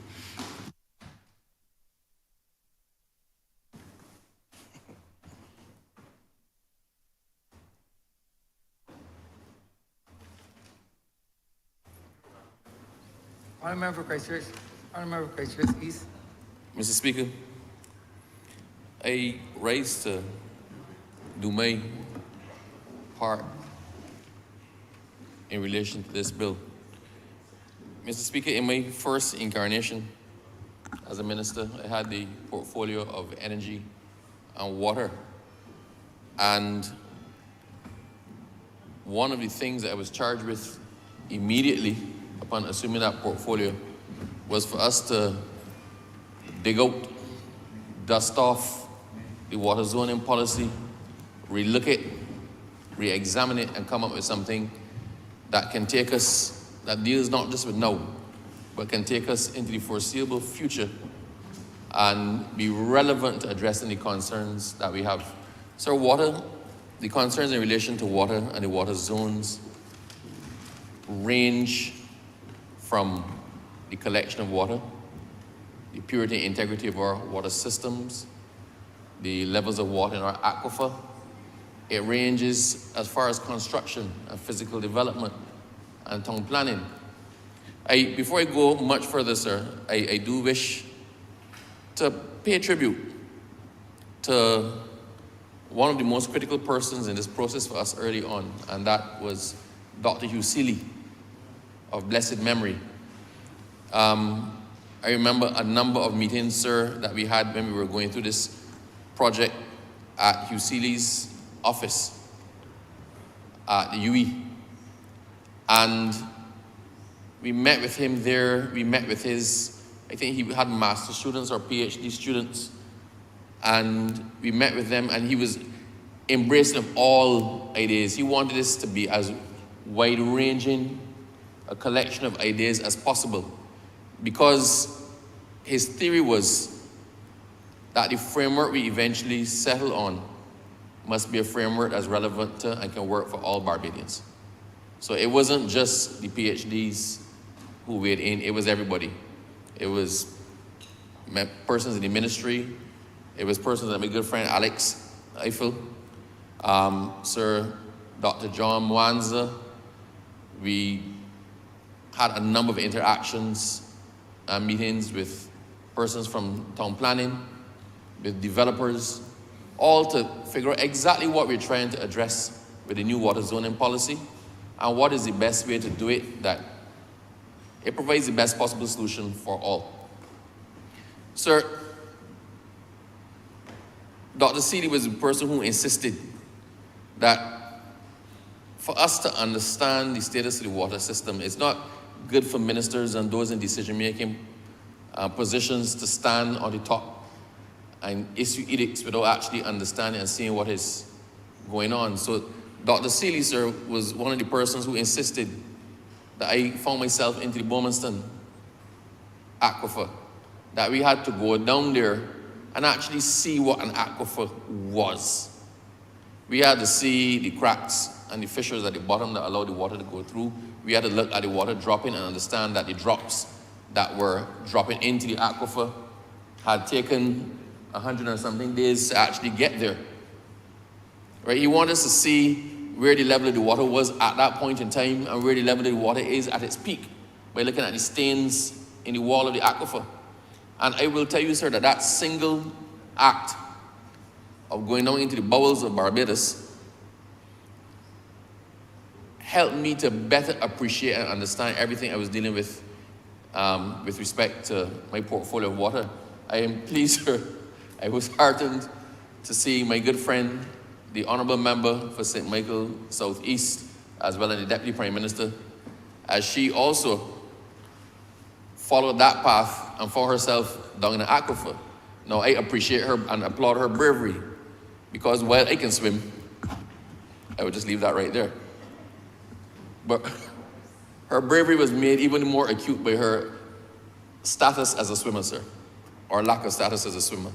But the point is made that this was a whole of the water industry approach and contribution to what is now enshrined in this bill. Sir, we looked at whether to start it, keep it as zone 1 to 4, or whether we do A to D, E, F, G, what those entailed, what were the mischiefs we were trying to correct, what do we look at in terms of development and development options, because at one point in time, so the whole of Zone A, or actually not the whole of Zone A is supposed to be prohibited from development, right? But was that really necessary with the introduction of septic tanks and fiberglass tanks that can be installed? Can the construction take place in Zone A? Which are the areas that are absolutely the most critical to protect and prevent from development, and what sort of development are we protecting and preventing against?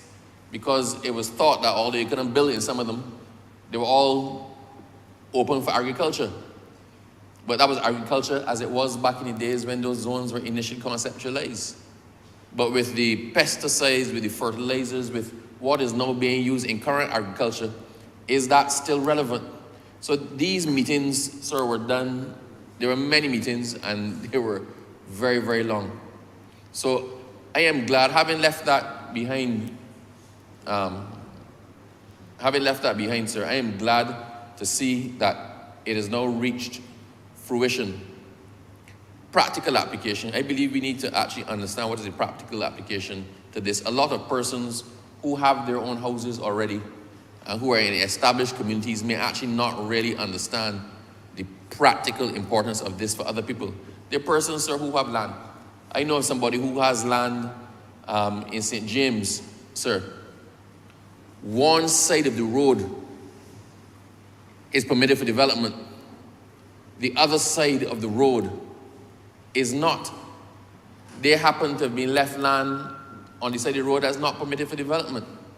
They are aware that with the shift, sir, some areas of Zone A, some areas of Zone 1 are now going to be freed up for development. So a lot of persons who hold land or who have development opportunities possibly available to them are eagerly anticipating and awaiting the passage of this piece of legislation, because for some people the absolute prohibition against developing their land is now going to be eased. We are on a push to create housing opportunities for Barbadians. The Ministry of Housing and Lands is on a push to construct houses. Urban is pushing to provide housing solutions for persons. We are land scarce. And a lot of our land scarcity has to do with the restrictions to building in Barbados. Where the prohibitions exist, so the prohibitions are absolute. Technology and engineering advancements have outpaced the relevance of the existing legislative framework which governs the zones in Barbados. It is now capable, it is now possible, sir, that you can construct a property with the appropriate septic infrastructure that make your ability to exist on that property without contaminating the water supply possible, whereas it was not contemplated before. 20, 30, 40 years ago, sir, the only way to dispose of waste from a toilet when you pressed the toilet and flushed it was down in the suck well. Right? For persons who had pit toilets, it went into the ground. But the reason the toilets didn't fill up or the wells didn't fill up was because at some point in time, the liquid escaped, it went somewhere. And in many instances, it found its way eventually and finally into our water supply system. What's a suck well, sir? I don't even think a lot of people actually understand what a suck well is. People say that you dig the well until the point where it sucks. What does that mean? You dig the well until the point where there's a fissure. Some crack, some way of the liquid escaping that allows the well to be able to drain naturally. When you do that, you're providing an avenue for whatever is in the well to find its way until it stops. It filters through our coral infrastructure, our coral substructure, sir. But at some point in time, it reaches our water supply system. When we took a tour of Harrison's Cave, when there was a concern as to what was going on above the developments in the area, we were pointed out at the ceiling of the cave some stains. And they said those stains were the stains from sewage. That's what it was. Those were the stains in the ceiling of the cave from sewage. So the development up there was reaching into perhaps the most beautiful and supposedly pristine attraction in Barbados. So it is not that the government intends or intended to wield a heavy hand to block development. It is that at the time when these zones were initially created and conceptualized, that was what we had as the option to control pollution in our water supply system. We have now gone well past that. Happily, we've now gone well past that. Obviously, sir, in certain areas where the water table is relatively high and is a very short time for water to soak through the surface and reach into the aquifer or into the water supply, then you're going to have to prohibit entirely. And not just prohibit development and suck wells, but also prohibit the use of certain chemicals in there and even certain types of agriculture, because you don't want to have animal husbandry in an area where the water filtrate perforation through is very quick. But where we can engineer a solution, there is no good reason why that land should not become available for development once the development is carefully monitored and done in such a way that it does not compromise our water supply system. So I am glad that we are where we are now. It was said, sir, by the Honourable Member for St. Michael Southeast that the last system has outlived its purpose. It has. But at the time when those zones were put in, those zones were the best thing since sliced bread. That was the answer to all of our problems. And quite frankly, that zoning, for as long as we've had it, is what has actually allowed us to protect our infrastructure, our treatment of the water out of our aquifers, out of our public water supply system. So it's simply chlorination. Once it's soaked through our water, it's still so good that we can extract and chlorinate it, and is fit immediately for use and potable. So that worked well for us, but we accepting now there's a better way. There's a better way that keeps our water pure a lot more naturally.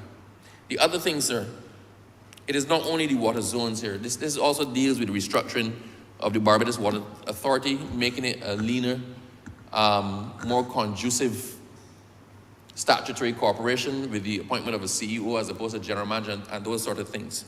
But the one thing, sir, that strikes me the most outside of the actual zones is the well management aspect of this piece of legislation. I think it's section 18.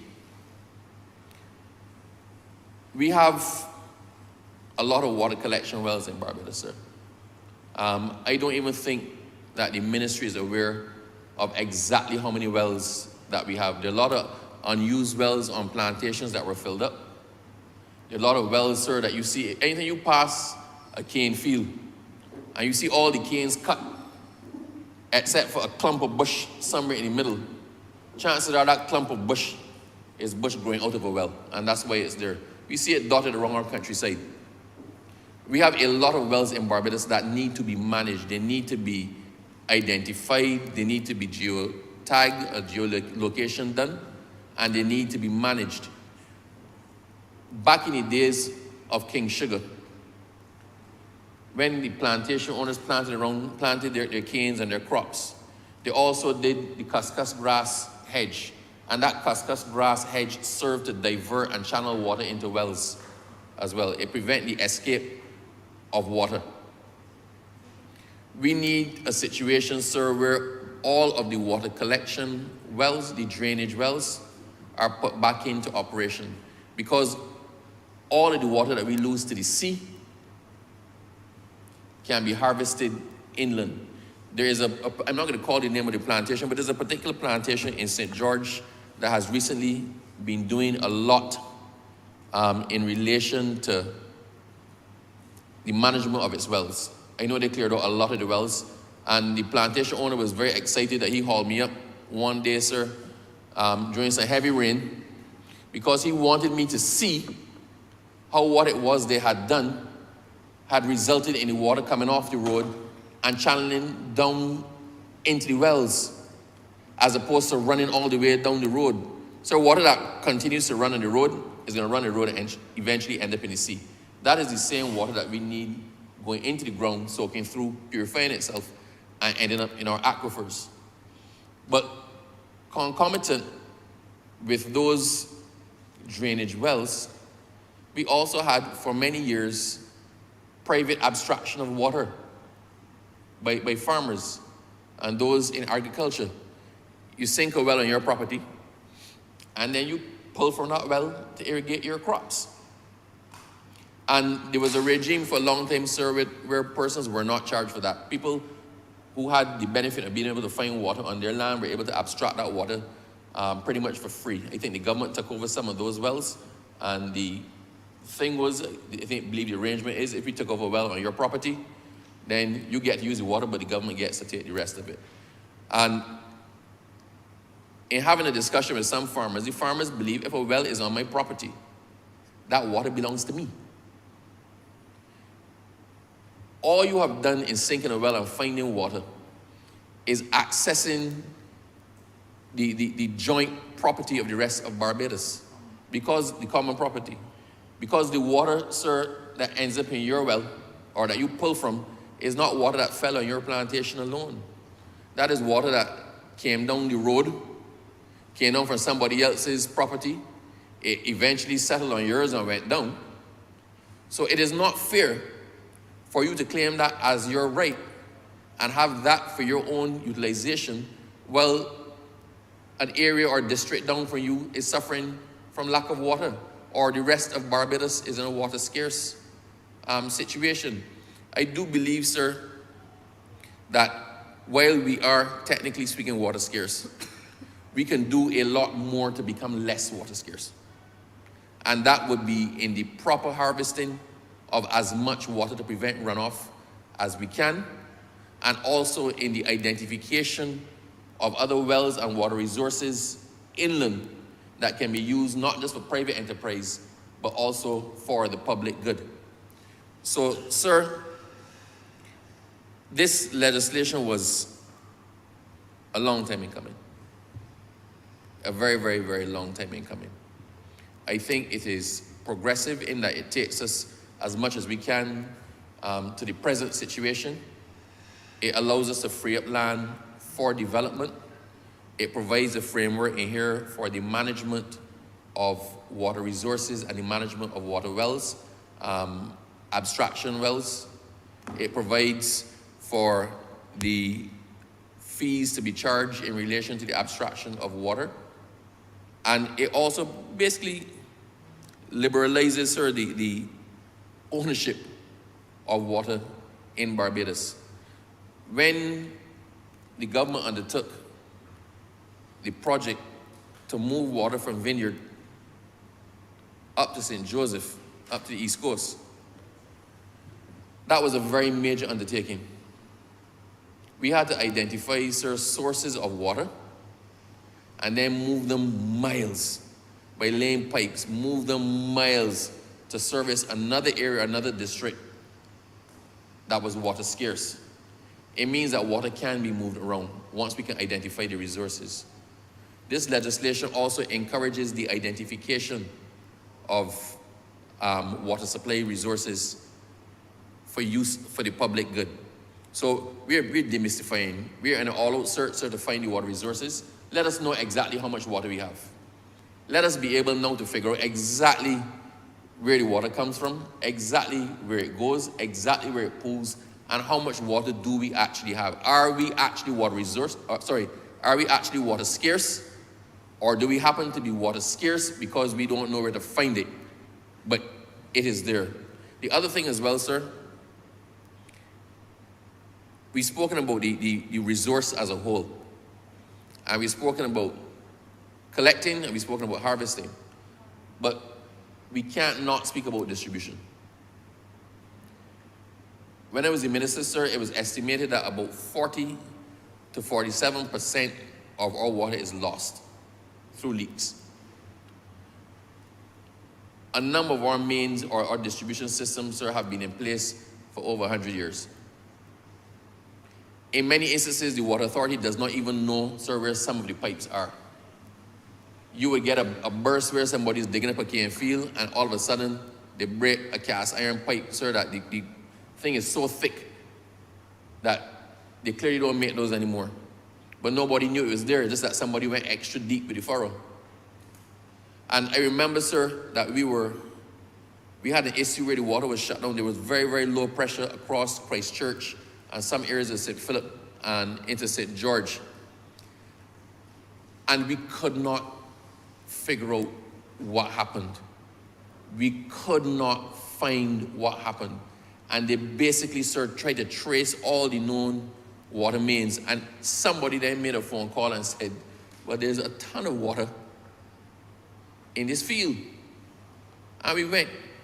And they dug and dug and dug. And they found, sir, a main that was so old that nobody even knew it was there. But the water, it formed part of our distribution system. The water was pumped from wherever it went through that. And nobody knew it was going through that, but it was ending up at the other end. So we have a largely uncharted main system and distribution system that you know that the water leaves a pumping station and you know it gets to a district. But quite frankly, sir, until a burst happens, in many instances, the water is going through pathways that has gone through for 50 to 100 years and we don't actually even know. So the only way for us to get on top of this is to properly map out our water distribution system. I'll give you one last one, sir. We had a major disruption where a pipe burst out there by the globe, a main burst out there by the globe. And it had shut down town, it shut down everywhere around here, sir. And it took us about 2 to 3 days to fix it. So when they actually got down and excavated and looked at the pipe, that measurement, that diameter of pipe that no longer existed commercially.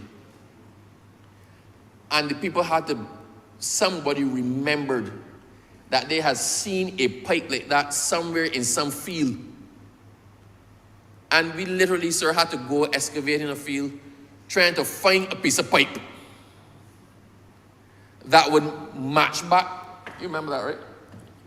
That would match back with the one by the globe.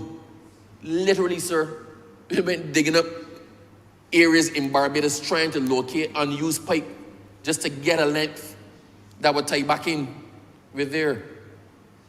It's serious. Nothing but a comprehensive replacement of the mains in Barbados, sir, is going to suffice. It's going to be expensive. It is going to be horrendously expensive. And with the cost going up year by year. But at the end of the day, sir, we can't afford to not do it because 40% is a lot. If every time you left home, sir, with money in your pocket, and you reach where you're going, and you have 40% less, you left home with $100. So it's been a long time since I know what $100 look like, but being somebody in private practice, sir, I mean you, not me. If you leave home with $100 in your pocket, and you get to Bridgetown, and you have $40, you have $40 left, you have $60 in total, and that happens to you every single day. It is unsustainable. At some point in time, you will say to yourself, this can't work, I'm losing too much. It's the same, sir, with our water supply system. We have to bite the bullet, and we have to do what we need to do to ensure that it goes. This also affects not just, sir, the actual receipt of the water, but you're paying, when you abstract that water, sir, and you treat it, you're treating the whole amount. So you're losing from the treatment. When you pump it, when you're pushing it, you're using energy to push the whole amount. If 40% of that is lost, you're having unrecoverable costs. It's not just non-revenue water. It's not just that you're losing the water, but you're losing all of the inputs that lead to the water being pushed down the pipe in the first place. So it is completely, sir, unsustainable. Sometimes when people's pressure goes down and persons are complaining they have low water pressure, and the Barbados Water Authority is saying, but everything seems to be in order. There's water in the reservoirs. There shouldn't be an issue. It's because there's a burst somewhere under there that we can't find. There's a burst somewhere under there that we can't find. And our pipes are so old and so brittle that oftentimes when you actually identify the source of a leak and you patch that and the pressure increases because the leak is now gone, then the pipe ruptures somewhere else down the line because the pipe can't handle the pressure. And the leaking water was actually reducing the pressure inside the pipe. All that to say, sir, there's a bit of nostalgia. All that to say, sir, that I'm glad we're here. I'm very, very glad we're here. I'm glad we're here because this frees up land for development and will make a lot of people happy. It would also put some money back into the coffers. It would allow Barbadians to realize their dream to develop certain pieces of land that they have. It will also provide housing solutions for Barbados. I'm glad we're here, sir, because it allows us to properly utilize our land and know what it is that we're dealing with. I'm glad we're here, sir, because you know what? If we're now looking at well management, we're now looking at capturing more water and making Barbados less water scarce. I'm glad we're here, sir, because if we're now charging persons for abstraction, it becomes a more equitable system. The water is a resource of all, not the persons who had the benefit of having a well on their land. So it encourages water equity. I'm glad we're here, sir, because we are pushing for the mains replacement program because we accept that 40% loss is unsustainable and we have to do something about it. I'm glad we're here, sir, because we are realizing the dream of perhaps one of the best sons of our soil in Dr. Hugh Seeley, who lived and breathed water and all things water. He was one of our foremost advocates on climate change. He was one of our foremost advocates on hydrology. He was one of our foremost advocates in what Barbados can do to take itself from being in a position of being water scarce. So although he's not here to see it, the passion that he had when we were discussing it, and when we were innovating it, and when we were trying to settle it, I'm sure, sir, that we have done his honor and his memory some good by being here in a position to pass this today. So having said all of that, I also wish to lend my voice to those who have thanked the hardworking people at the Water Authority. I will say, sir, that one of the gentlemen who was here, when I met him, I thought, what a sour person. I thought, boy, what? But you know, you come to love people. And I realized that some people work so hard they don't have time to smile. But their heart is in the right place. And the intentions are good. And the man is a champion, sir, in his area. He's taught me a lot. I know he's taught the Honourable Michael Southeast a lot. He is hardworking. And he is just one of a team of people just like him.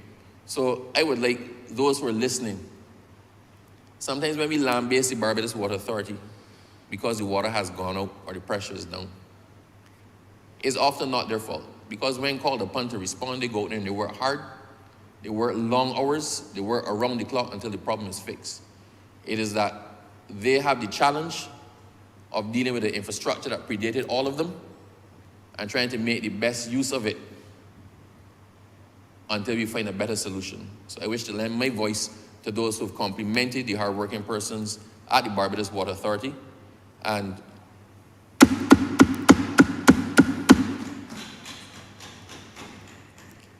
sir, with that, I entirely, wholeheartedly, and unreservedly lend my support to this Barbados Water Authority Amendment Bill 2023. I thank you. Honourable Member for St. Michael South Central. Thank you, Your Honor.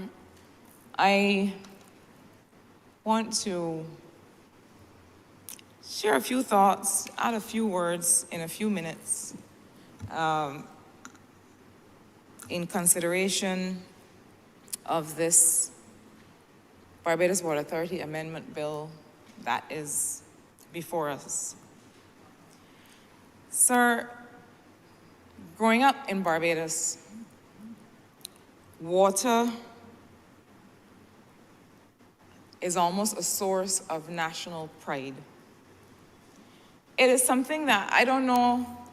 I mean, I am one of the younger members of this chamber, so my memories of being a child are perhaps closer than, than some others. But as Barbadians, we would boast about being able to drink tap water, about being able to drink water that coming out the pipe. And my friends and I often reminisce about the moment where you've been running helter-skelter all about the road, all about the pasture, and there's a moment when you get to stop and cup your hands together under a standpipe and drink some water, and the water tastes so good. Sweet, like it tastes like the best thing that you could ever drink. And you know, Barbadians had this way, when they had the opportunity to travel, of being very snooty about people that can drink water from the pipe. You know, we would say to people where we visited, oh, y'all have to drink water from your bottle, or not us. It really was, growing up, a source of national pride. And it was something that we all took for granted. This idea that water, in fact, we call it government juice. Because the notion is that it is this thing that we all can just, it magically appears, it tastes delicious, and it just happens to be produced as if by magic. Free. Free from all encumbrances.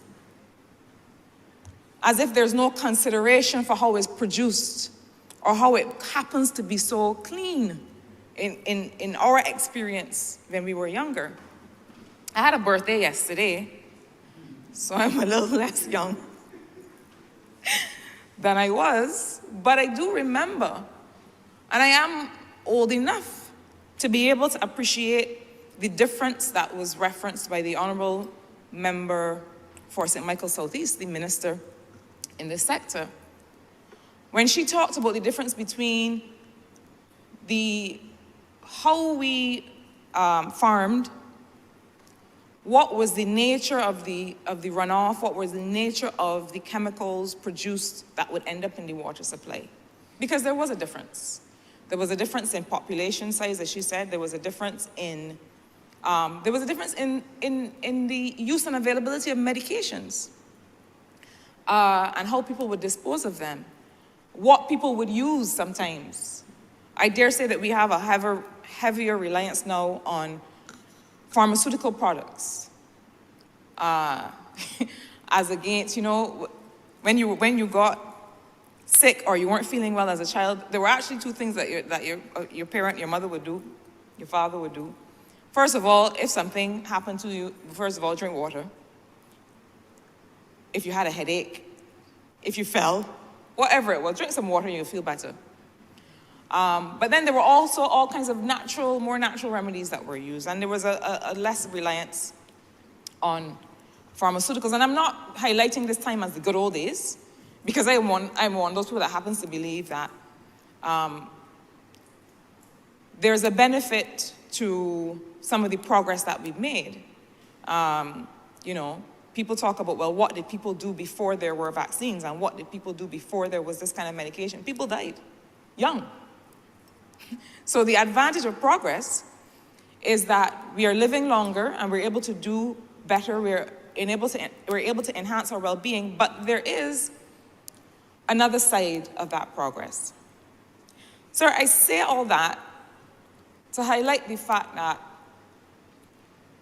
we are called on now as Barbadians to shift the way we relate to water and the natural environment around us. To shift the way we relate to all things in the natural environment. All assets that are natural, all living things, all animals. There was a time when we only knew dogs as creatures that were tied up in the yard to bark if somebody sent a rock at your paling. Thankfully, we are developing a more humane approach to the way we interact with living things, and we are called to develop a more balanced approach in the way that we interact with the natural environment. It means that we have to acknowledge that the way that we live and the things that we do affect our natural environment and come back around to us in some way. So it is not possible to dump a bunch of old medication down the sink, or even to throw it in the bin, and not understand that at some point it is going to end up in the water supply. Now, I'm not saying that if you put 10 Panadol in the sink, the 10 Panadol is going to end up in the drinking glass of the member for St. James South. But I'm saying that there is an effect on the habits that we practice every day. And whereas we come from a place where we took this thing for granted, did not see really the relationship between the water that we drink and the sanitation practices that we employ at our house, or the farming, or whatever we do, we now have to understand that that relationship is very close. And I say that because I want us to understand that when a government, any government in any country, must put in place regulations of this nature, it is with the motivation of protecting not just the generation that is living today, but the generations that will come. And so a big part of the consideration of the water protection zones is with that in mind. It is with the idea that we have to take account of how our practices affect the water supply that we're drinking today and how it will affect the water supply that our children inherit. Now, members before me spoke a lot about the process that took us here, and the honourable member who just took his seat also spoke about how this new order, these new water protection zones, or these revised zones, are going to be able to interact with other things to change the way that we do things. One of those interactions that's very key has to do with physical planning, how we build, where we build, what we build. And I know that one of the challenges that, and we say developers, but people, because, you know, it's not just people who are coming to build a hotel or a renewable energy farm or plant that are building things. People are building homes, people are building small businesses. But it's important for people to understand and to plan for where they want this business or this home to be. And so this is perhaps a very obvious but a very simple way for people to see, okay, if this is the kind of activity in which I want to engage, where am I able to engage in this kind of activity in a way that protects the water supply, in a way that protects the natural environment, in a way that protects my children, in a way that protects my neighbors? How can I do that? And so I was very happy to hear the presentation from the officers of the Barbados Water Authority that showed us, finally, after much hard work, we have that map that is able to pinpoint the location of a particular lot relative to the water protection areas, relative to the water protection zones, relative to the new zoning system.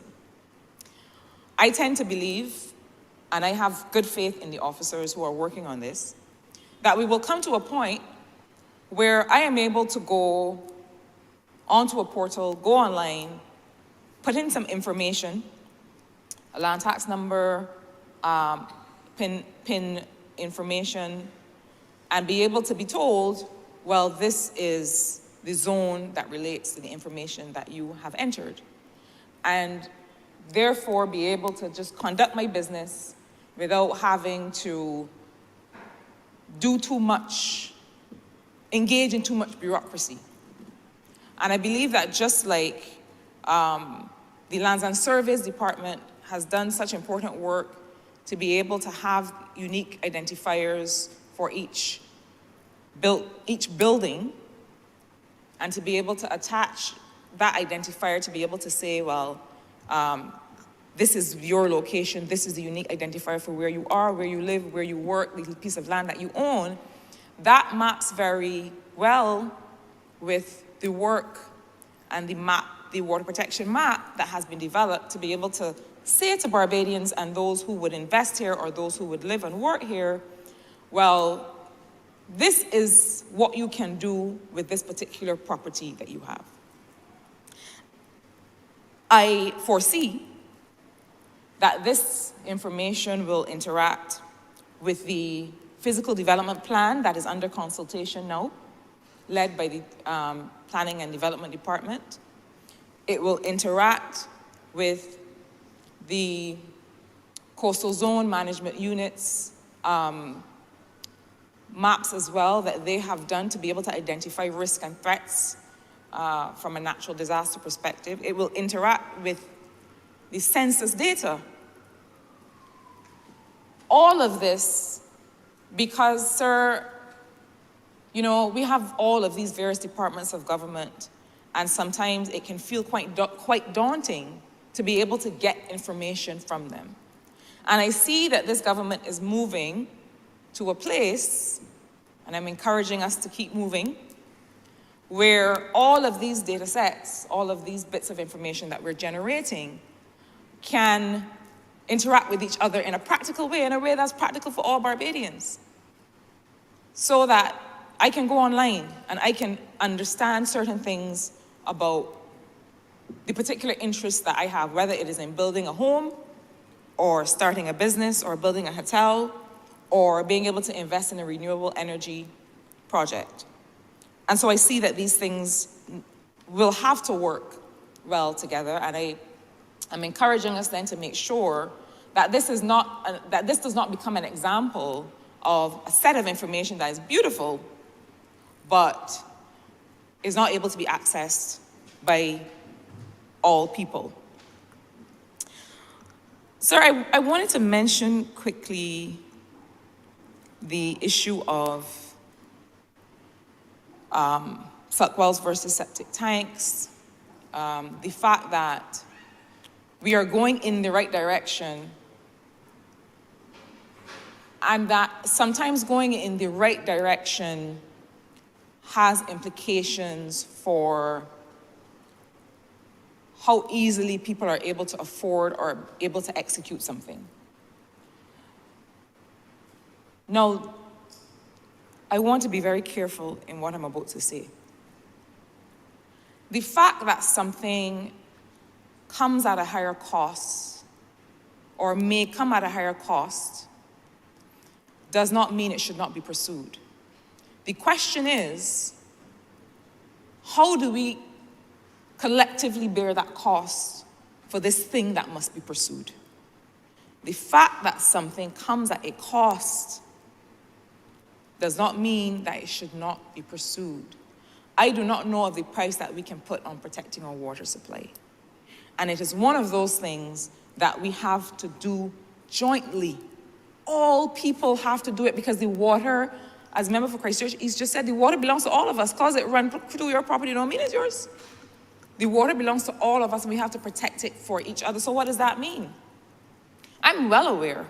In fact, I sat in my constituency office last week, and 3 people, and as a percentage of the total, that's a lot, 3 people came to talk with me about the wells that they were having trouble affording for the toilets that they were building.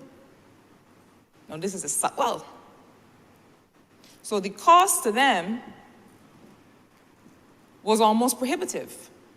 These are people who are trying to do their best to get rid of their pit latrines, their pit toilets on their own, and are inquiring about whether there is support through the government to be able to help them do that. It means that the starting point that we think we're at, we're not at. Because we're talking about affordability of septic tanks, but we got to talk about affordability of suck wells and what people are already doing. The fact is that the eradication of pit toilets has to take as much precedence and as much priority for the same reason as this water zoning order. And it means that we have to attack it in a way that sees all of the resources available to the government to come at this, whether it's from the Ministry of Health or the Urban Development Commission or the Rural Development Commission or the National Housing Corporation. It does not align with the Barbados people think they live in to know that people are having difficulty digging a well to get rid of their pit toilet. It does not align. Sir, I grew up, I talked about my love of water. I asked the member for St. Michael East to please don't remove the standpipe in Roberts Road, because that was the standpipe that I used to run to drink water when I was running boat in Haggett Hall. But the other experience I had growing up in St. Clair Road and Haggett Hall was that I grew up in a house with a pit toilet. like many of my neighbors. I grew up hanging the hose from the top outside in the yard and bathing under the hose. That was my experience of water and sanitation in St. Michael when I was a child. And when my parents were able to, as we used to call it, put on a wall back,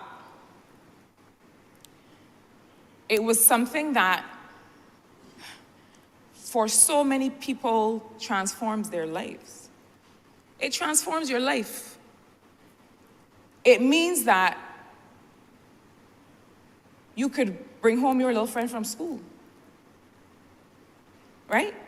It means that where before you used to say, oh, I got too much homework, you can't come home with me. It means that you can, I don't know if these are difficult conversations, but this is real life.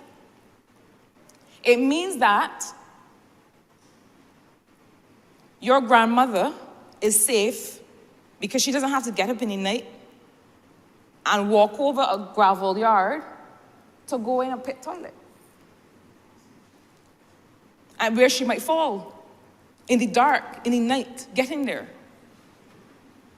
I won't talk about the other creatures that one encounters in using a pit toilet at night. I will let you say it, sir. I will let you say it. I am saying these things not to make people squirm in their seats as some of us seem to be doing. But I'm saying these things because I want us to understand that the Barbados that we are envisioning in these pieces of legislation that we bring, where people can put in a septic tank and that kind of thing. And I appreciate the advance date and the time that is being given to get this sorted out. But we still have people across Barbados who are dealing with this reality. And so for me, the first order of business, this is important, critical. I embrace it because I saw the member for Christchurch East stop himself as he was about to suggest that I would be happy with the legislation because from a planning perspective. But I am happy with the legislation from a planning perspective. I think it gives a lot of opportunities. But I also think that the conversation has to be about how are people going to be living better. There are projects that the Barbados Water Authority is managing, and the Barbados Water Authority is managing a lot of multilateral projects. And I hope that in this reorganization that you reorganize in such a way that you have the wherewithal to execute them all well, because I know that there's pressure for officers to do the daily things that they're doing and also make sure that these projects are executed. The burden to have a clean water supply for the people of Barbados is a significant burden that these officers carry well, but there's a lot to accomplish. And so I'm saying that one of the projects I seem to recall attempted to do something that we thought at the time was innovative, which is to be able to establish a revolving fund that can be used to help finance some of the changes that need to be made at the household levels for certain things to obtain. So whether that is having a water tank that is properly connected to the household plumbing system, these kinds of things that will aid the Water Authority and the government of Barbados and the country in making sure people can afford the retrofitting and the kinds of things that we're asking them to do. And similarly, there has to be some dedicated effort to finance and execute improved sanitation. I'm speaking for Urban Barbados because I was sent here by St. Michael South Central, but I imagine that there are these considerations, and the census will show, hopefully, where there are higher concentrations of pit latrines in Barbados. But that has to be a priority. Because as long as people are still using pit toilets, as long as people are having difficulty trying to help themselves, but not being able to afford the infrastructure to be able to have waterborne facilities, then we're not going to get to where this legislation wants to take us. And so we have to make sure that we address that as a matter of urgency. A water sector master plan that I have had occasion to call for, appeal for. I know that it is in the plans of the BWA. A water and sanitation master plan will do, I mean, it is not just academic, it is not just so that you can pay a consultant to write a document. It is to be able to make visible all of these different things that the BWA and the government of Barbados needs to see to understand what it needs to do to achieve this improved well-being and this balance of development for the country. Now, there are all kinds of competing needs on this very, very small island. When I was minister that had some responsibility for planning and development, I would sometimes smile. The planning department would get comments from a range of sectors, departments, agencies, and the comments would reflect the tension that exists because agriculture is saying, no, take this land for agricultural production, even though the land was not at the time in agricultural production. Housing was saying, we need this land for housing. The balance of development is difficult. Renewable energy plants, renewable energy projects have now to figure out how much land they need for different, I mean, there's a balance of development that we need to find. It may mean that this notion of a house on a lot and a yard and a picket fence, we may have to test the extent to which that is still the Bajan dream, or whether the Bajan dream is to own your apartment in a high-rise environment. I know some young people who are happy to do that. But I think that we need to start to liberate our idea of what home ownership looks like. Or even whether all people aspire to home ownership in a modern Barbados. I say these things because I want us to understand that, and I'm assuming that the government of Barbados is not considering these things in isolation.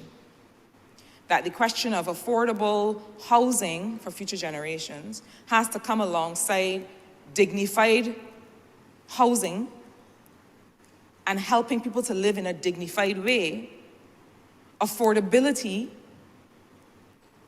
of all that that entails, as well as environmental protection.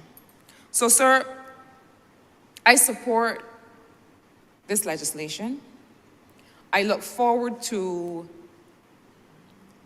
the people of Barbados and people who would want to, who have an interest here, being able to interact with the information on the water protection zones, to be able to see exactly where this thing is, where a home is located or a structure is located, and be easily, seamlessly able to plan a development, to plan how they're going to build their house, where they're going to put it, how they're going to live. This kind of change, well executed, will allow us to make leaps and bounds in how we do planning and execution of that planning for the people of Barbados. So, sir, I support the BWA amendment bill and its sound execution, and with those words, I'm obliged to you.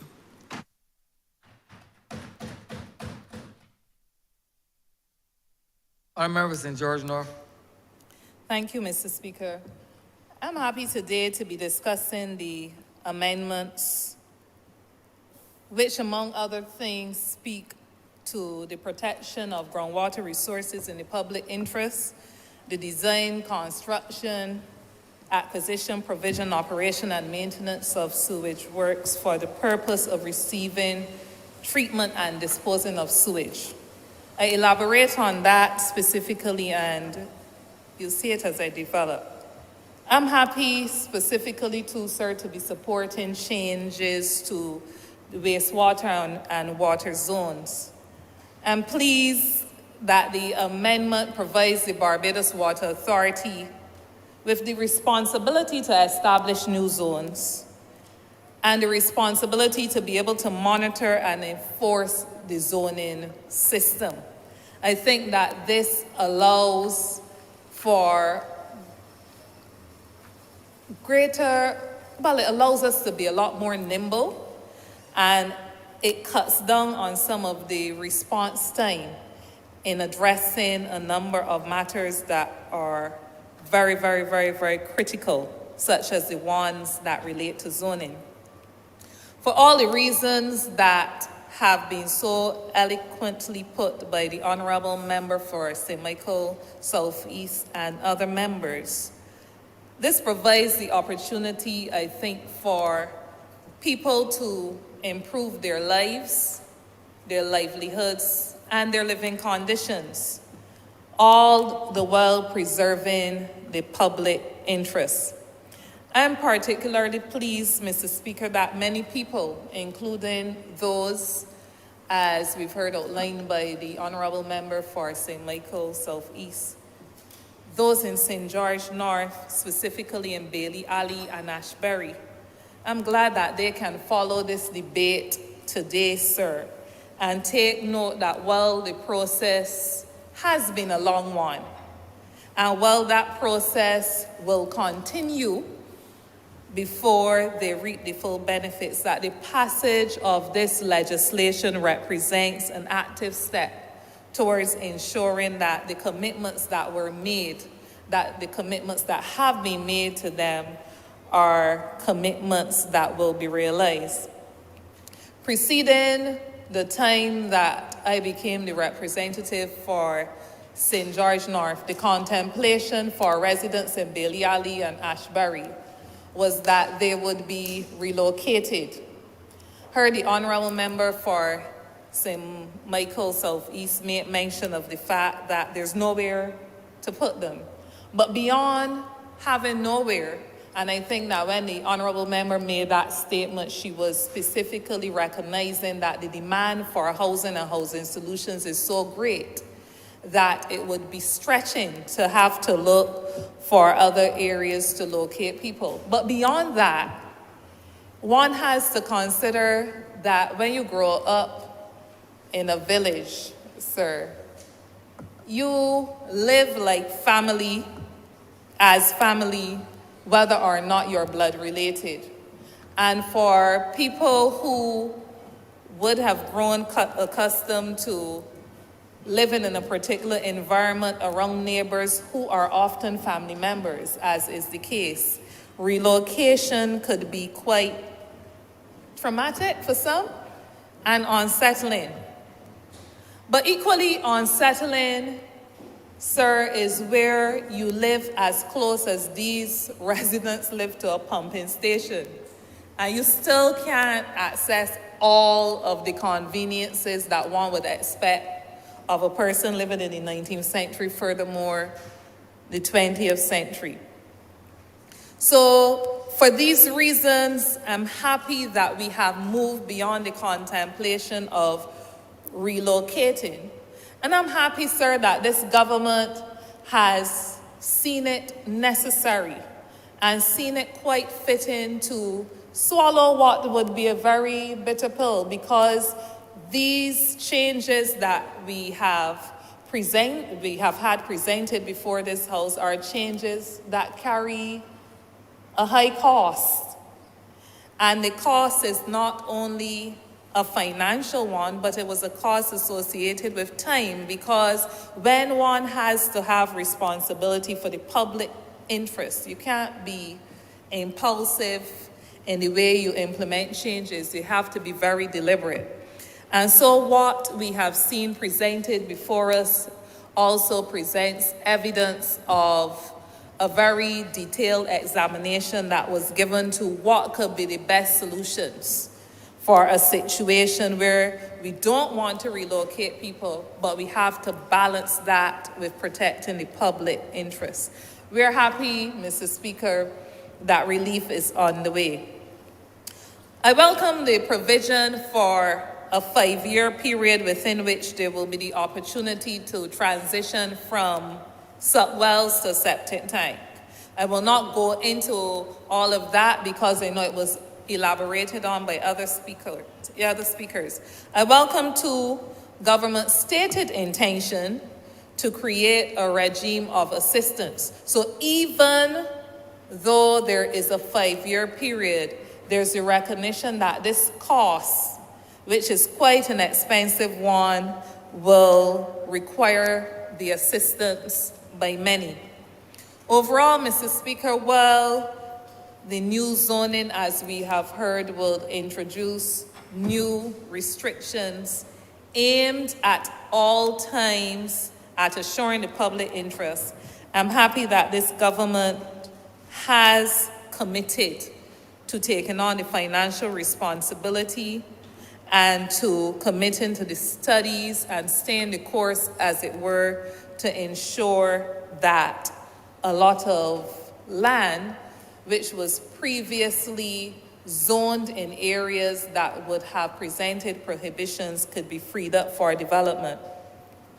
I'm sure that the member for Christchurch West Central would readily agree, and I'm diverting a bit, would readily agree that clean air, like water, are indispensable. So I was very intrigued that in his presentation before this House, he spent a lot of time emphasizing how indispensable clean water is and how important it is. And I raise it only because, sir, that recognizing that clean air is as important as clean water, I'm sure that the members of St. George North, while they are probably listening and following this debate and applauding our efforts, are equally recognizing that the situation confronting residents at Lower Estate, who earlier this year thought that they had a solution,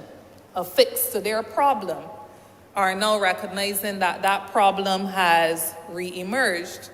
And the same commitment that the honorable member who has the responsibility for the environment has given to doing all that it would require to ensure that what we are discussing as contemplated by the zoning under this particular piece of legislation, that he would also see the need to redouble his efforts and get behind his team in the environmental health department to ensure that a situation that has gone bad again does not get worse and see us having to invest the amounts of expenditure that we have already towards fixing it again. I turn to the point of strengthening of the management, because before us in the bill, there is a provision for the reporting that was previously done by the general manager to the board, now to be done by a CEO. And it is, I'm sure it is my experience, as it is with many, that this does not automatically portend for greater efficiency. I'm sure that there's evidence, including across statutory organizations, other statutory organizations, where they move from a general manager to a CEO did not bring with it necessarily the kind of institutional strengthening and greater efficiency and effectiveness that one would imagine. What I am certain of, though, sir, is that the creation of a post of manager of water resources and environmental management has already brought to the Water Authority significant strengthening in its management and has laid the way to facilitate many of the changes that have been presented by the line minister this evening, and will make the way for a lot of the further changes and implementation that would follow the amendments before us. And I noted with interest that the Honourable Member for Christchurch East made reference to the incumbent to that role, sir, at one point or another appearing sour. And I thought it interesting because the Honourable Member for Christchurch East for some time served as Minister responsible for the Barbados Water Authority. And if the experience during that time was that the member was sour, it might have very much to do, sir, with the fact that he, like many workers across this country, and indeed across the world, find themselves in positions where they're overworked, even when they're excited about their jobs. Overworked, underpaid, underrecognized. And I'm happy that that particular worker of the Water Authority who's there, who holds the portfolio of manager responsible for water resources and environmental management, not that member, along with other representatives of workers, saw it fit and stayed the course, spending at least 2 years, sir, to ensure that that position got the recognition and that all the accolades that are being attributed to him can be duly recognized this evening, even as we contemplate this bill in the late hours of the evening. Mr. Speaker, for the risk of detracting from the positives of the bill, I will not spend time on this occasion commenting, as I had planned to, on the power of the authority to open and break up the surface soil of any road. I will not spend time on the need for reinstatement to be done with urgency, and I hasten to say that it is not the authority, well, the authority is responsible in the current operation of things. The authority is not the agency that reinstates roads, but too often across this country we have roads that are open up for repairs to be done, and then the bad roads riddled with so many potholes and everything become worse when reinstatement takes undue time. I won't spend too much time on the fact that I have a concern that the penalties that are contemplated by the amendments seem a little too slim, because especially when one compares these with other jurisdictions. Neither will I dwell on the fact, because this might be more the fact that as a layperson, no one who is not into the law, it can be very limited. But Section 29, where it makes provision for the minister to give directions to the board in a general or specific nature, I'm always concerned, sir, when I see that these things have to be written in so explicitly, because it's a natural function. And when it has to be written in, it always raises a flag and causes one to approach with caution in the hope that it is not creating an environment where anyone can find themselves, any minister that is, can find himself or herself meddling unnecessarily or micromanaging.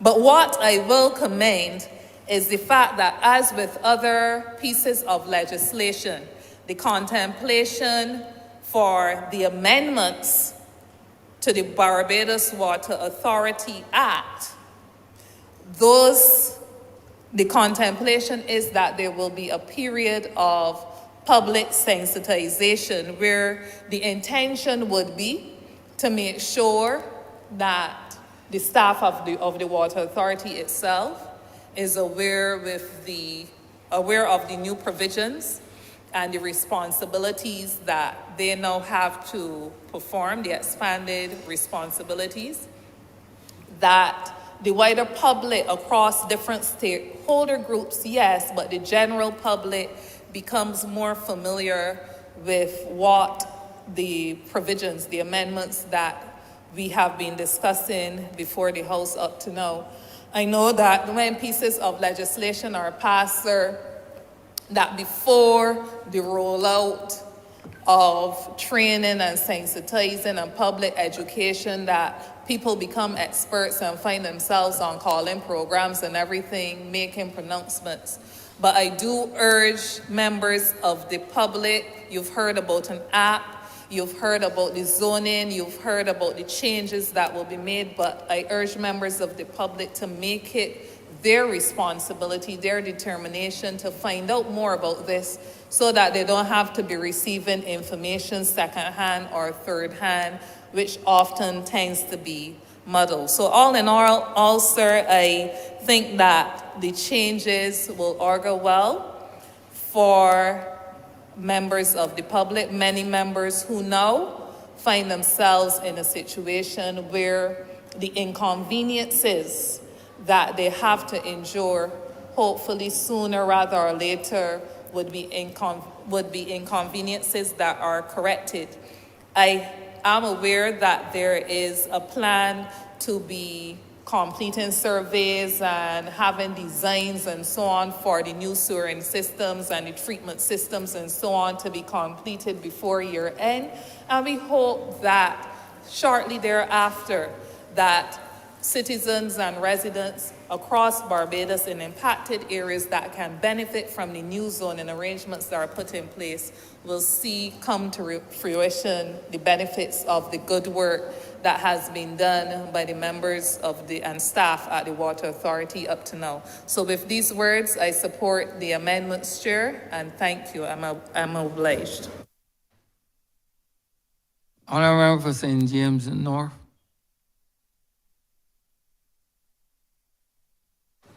I thank you, Mr. Speaker.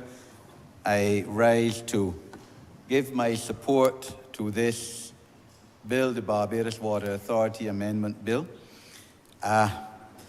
This has been a long day in coming, sir, as has been said by speakers, members preceding me. When I first was elected to serve in this Parliament in February 2013, within the first 6 weeks, I called up and went to virtually every government department, agency, statutory board that would have direct effect on my constituents' daily living. And of course, I went into Water Authority, went into Town Planning, went into Rural Development Commission. Those three I would name. Wanting to know where are we at in terms of the ability, capacity, legality of a significant percentage of people in my constituency being able to put in indoor bathroom facilities, water facilities. A large part of my constituency, whether it is in Rotdunda, whether it is in the St. Peter Parish part of the constituency, the Wim, Aston Hall, even some parts of Lower Carlton, sir, are prohibited from doing just that in terms of development and in terms of being able to live like any human being should live. Of course, as the Honourable Member for St. Michael Southeast, who led the debate, said in 1973-74, when these regulations came into effect, it was made possible, we call it grandfathering, as of course, that those who had buildings, houses already in areas that became Zone 1 could still put indoor bathroom facilities, toilet facilities. But then those that structures that were developed afterwards couldn't. And this is a major issue. When the result of my visiting those departments which had direct bearing on this issue, town planning and water authority, was that we have a framework to develop what we are doing here today, sir, but none of the departments could give me a time frame in which it would be done, sir. Like I said, that was what? Over 10 and a half years ago. And I mean, continuously I've asked. At that time, of course, it was a Democratic Labour Party administration. Last almost 5.5 years of Barbados Labour Party administration, and I've continuously been asking the ministers with responsibility for water resources, when is this day that has come today going to come? People in especially Aston Hall, sir, call me up or contact me every 2 months virtually. But, Ms. Dixon, where are we at in terms of getting the regulations, the law, whatever, in place that we can now put in indoor bathroom facilities? We can now get water connections of our own. And I cannot give any direct answer to that question. I could tell them, sir, that this particular bill had been laid in Parliament since April last year, and that, as the Honourable Acting Prime Minister said, it has come before parliamentary group committee for discussion. I'm on probably 3 occasions before now, sir, and various parliamentarians have raised concerns as to the bill as it then stood, and the Honourable Minister of Water Resources had to go back, and the Honourable Member for St. Andrew, her Parliamentary Secretary, and look at it again and try to address the concerns, sir. So this has been a long day in coming, sir, but it has come, sir, and it is not the end of the road. I mean, we are passing an amendment to a bill, but what will bring in the actual regulations and the rezoning, and rather than zones A to B, you will have now what zones, rather than zones 1 to 5, you will now have zones A to F, sir. So the implementation still has to come. The order, in the water protection zones order, will still have to be made under this bill. I think it is under Section 27, sir. That's still to come in future. But we've made a start. This has been a progression. This has been one major step in this development, sir. Water, what is certainly one of the 3 most precious resources globally that there can be, affecting all 8 billion people in the world. As the Honourable Member for Christchurch West Central said, about a quarter of the world's population, 2 billion people, do not have access to potable water, to decent water, to healthy water, sir. Wars, many wars, as we know, sir, have been fought throughout history on access to water. Water flowing or being sourced from one area, starting in one country, flowing through another, ending up in another, and wars being fought for access to this water. People stopping off water supplies to other countries, war start, fight break out, sir. That is the important significance of water supply. And let's face it, sir, I mean, we've had areas in Barbados, especially in Scotland district, areas that up to recently have had tremendous difficulty in terms of water supply. and access to water, without water for 2-3 weeks in some cases, even on Christmas Day, sir.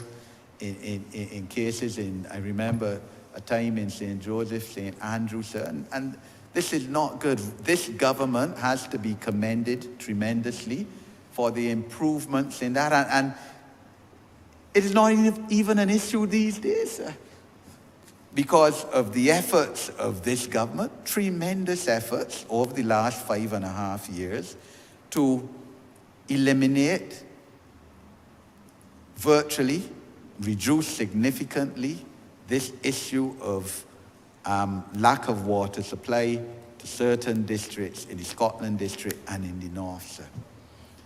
And that is the first step. And you have to commend this administration, sir, and the administration of the Barbados Water Authority in bringing us to that event, sir. There are issues, sir, still tremendously, management of leaks, monitoring of leaks. And quite honestly, it is not good that in a lot of cases, people have to call their members of parliament for leaks to be addressed. That is the truth, sir. That is one of my tasks, multiple tasks as members of parliament, dealing with water leaks.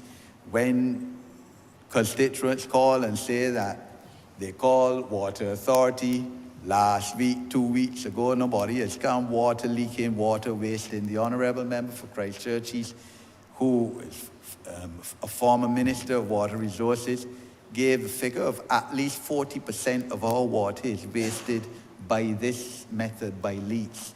And that is, quite honestly, unacceptable, sir. It is probably a case that Water Authority does not have enough manpower, womenpower to deal with the issue. Up to 2 days ago, 4 days ago, when we were at parliamentary group meeting, I had to send forward a massive water leak, water flowing all about Porters, St. James, to the management.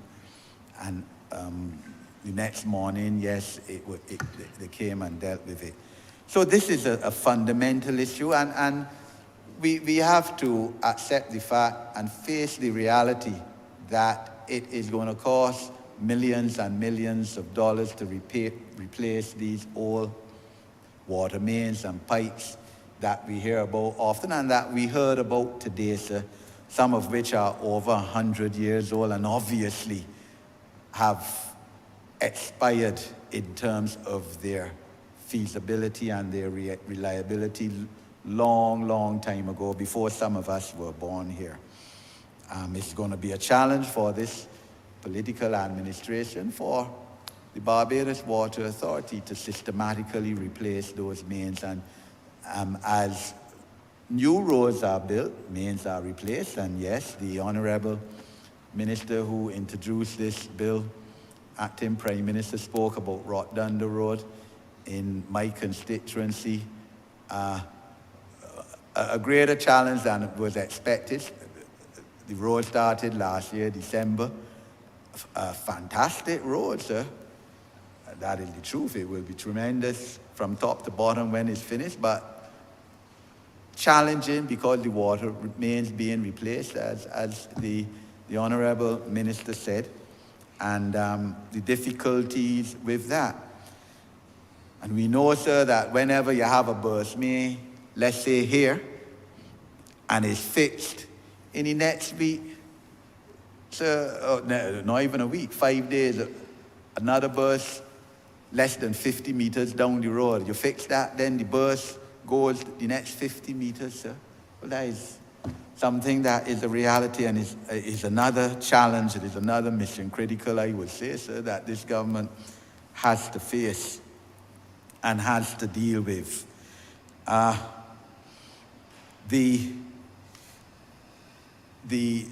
The issue of the app that can tell you which zone you lie in and whether you can now go ahead and what development can take place is tremendous, sir. And yes, as the Honourable the Acting Prime Minister said, the parliamentary group insisted that this should be free of cost to the people, sir. There shouldn't be any charge for this.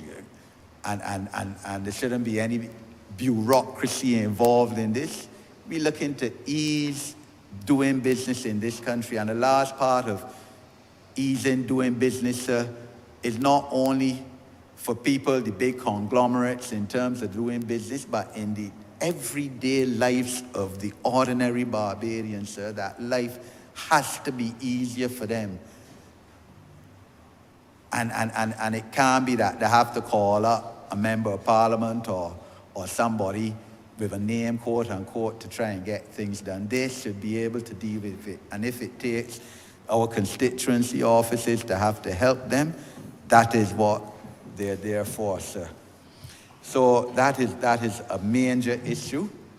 And for people to know, for somebody in the WIM, for example, after these regulations come into force, to know what they can do, whether they can now have development and improve their living situation or not, sir.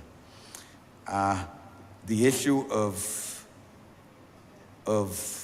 and this government, sir, made it a pledge in 2018 that by 2027, we would eliminate each and every pit toilet in Barbados, sir.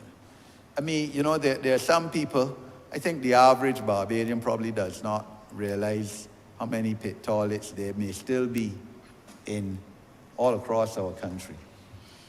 It may surprise some to know. And we pledge to eliminate them, all of them, by 2027. That is perhaps set back a bit now because of COVID, sir. We lost two and a half years of development because of COVID, something that we didn't cater for, something that no one could have predicted, but something that we had to deal with.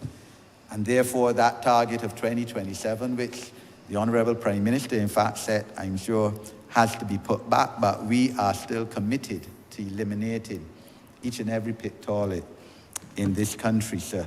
And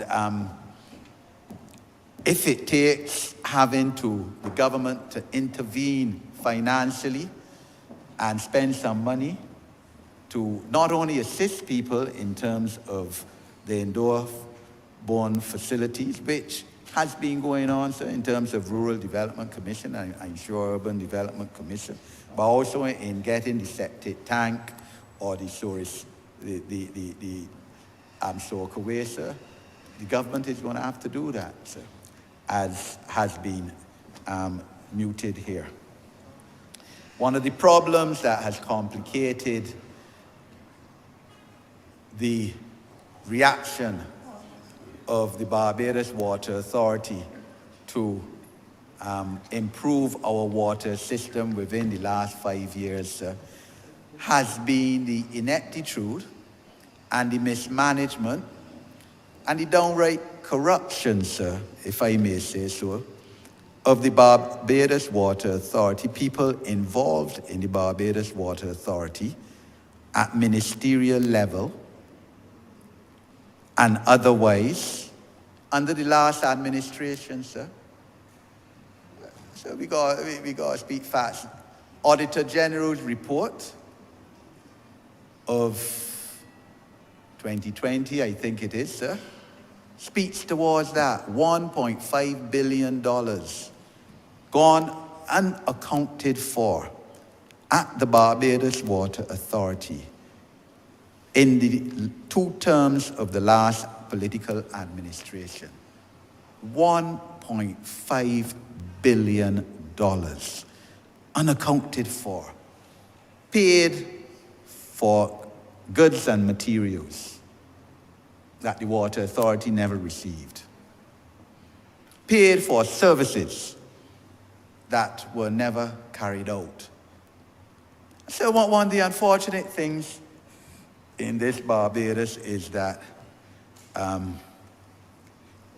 suppose perhaps until recently we've not had the legislation to deal with this. Because the public of Barbados demand that when these kind of malpractices, infelicities, corrupt practices take place, that people should be held accountable. But under the last administration, there wasn't the legislative framework to do that. We had a Prevention of Corruption Act, 1929, based on the British 1917 Act, sir, 100 years old, that the Prime Minister, the last Prime Minister under the Democratic Labour Party, sir, said was good enough for Barbados, sir, even though he must have known better. And that was the legislative framework, whereby you had to find a corrupt practice and bring a charge, and the maximum fine, I think, was $24, sir, within 6 months. You didn't have any Integrity in Public Life Act, sir, which this Parliament recently passed. And therefore, people walk away scot-free with $1.5 billion of taxpayers' money gone through the headers. That if this administration had that, it could repair and replace all the mains in Barbados so that lack of water supply would not be an issue, and brown water flowing through your taps that you have to put filters on, in some cases 2 filters at your house, would not be an issue either, sir. But that is the last administration that could be walking about, keeping a lot of noise about a lot of political nonsense right now, sir. Furthermore, sir, this particular amendment to this bill shows the transparency and accountability of this government, because this bill is creating a chief executive officer, sir. And the Honourable Minister of Water Resources credibly argued why that is necessary, sir, to replace a general manager, because the Water Authority is a large infrastructural unit, and I support that totally. But you know, sir, under the last administration of the Democratic Labour Party, they had a chief executive officers, but with no legislative framework or authority to do so. So their first chief executive officer of the Barbados Water Authority was an individual who, for a short time, was a minister under the I think in the Prime Minister's office, sir. And he then became Chief Executive Officer of the Barbados Water Authority at a higher salary than what the General Manager there previously was paid, and without any legislation to justify that position. And simple amendment to the then Water Authority, Barbados Water Authority bill would have cleared that up. And then their second Chief Executive Officer came in, to effect, sir, and lately said about him the better, sir. Of course, there's a matter sub judice, sir, which, and therefore, within the rules of this Parliament, I would not speak about. But those positions were illegal, outside the framework of the law.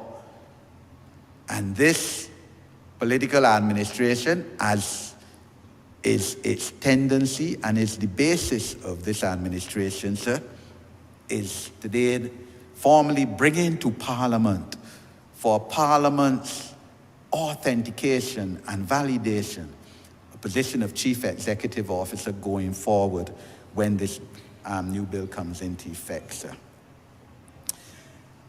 I hope that the institutional strengthening of the authority of which the Honourable Minister presenting spoke will come about and will bring about greater customer service and efficiency to the organization. And I believe it certainly will start doing so with a Chief Operations Officer and with a Chief Technical Officer, sir.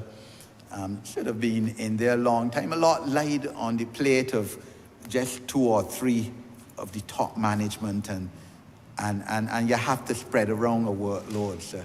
And really and truly, I know that people, including myself, have in the past given the Water Authority, the management, lashes, sir. But I must say, and I must hear in the record of Parliament, commend them for the work they've done, the lack of resources. They always respond to me within my informing of an issue in my constituency, where there's shortage of water or burst pipe.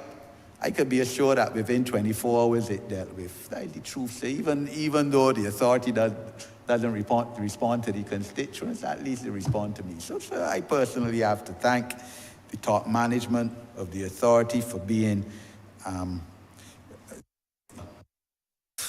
to responding positively whenever I bring an issue to them.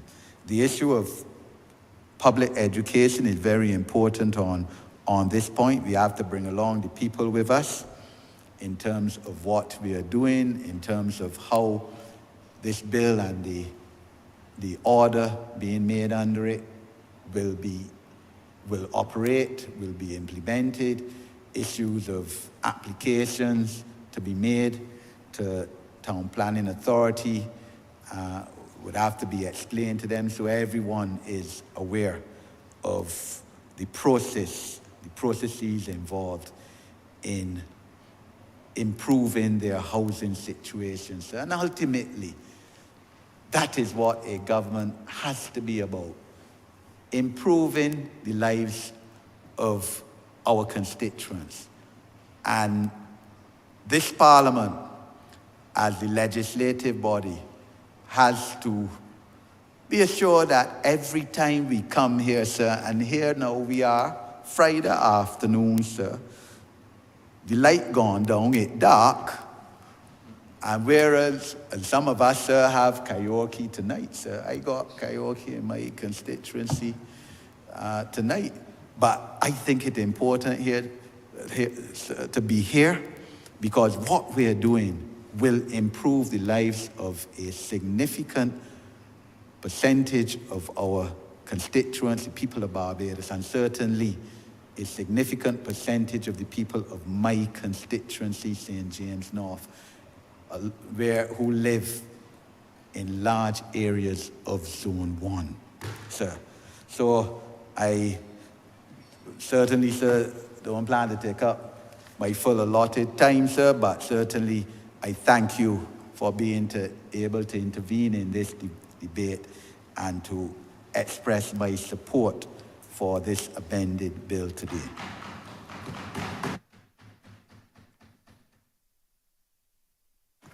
Honourable Member for St. Andrew. Thank you, Mr.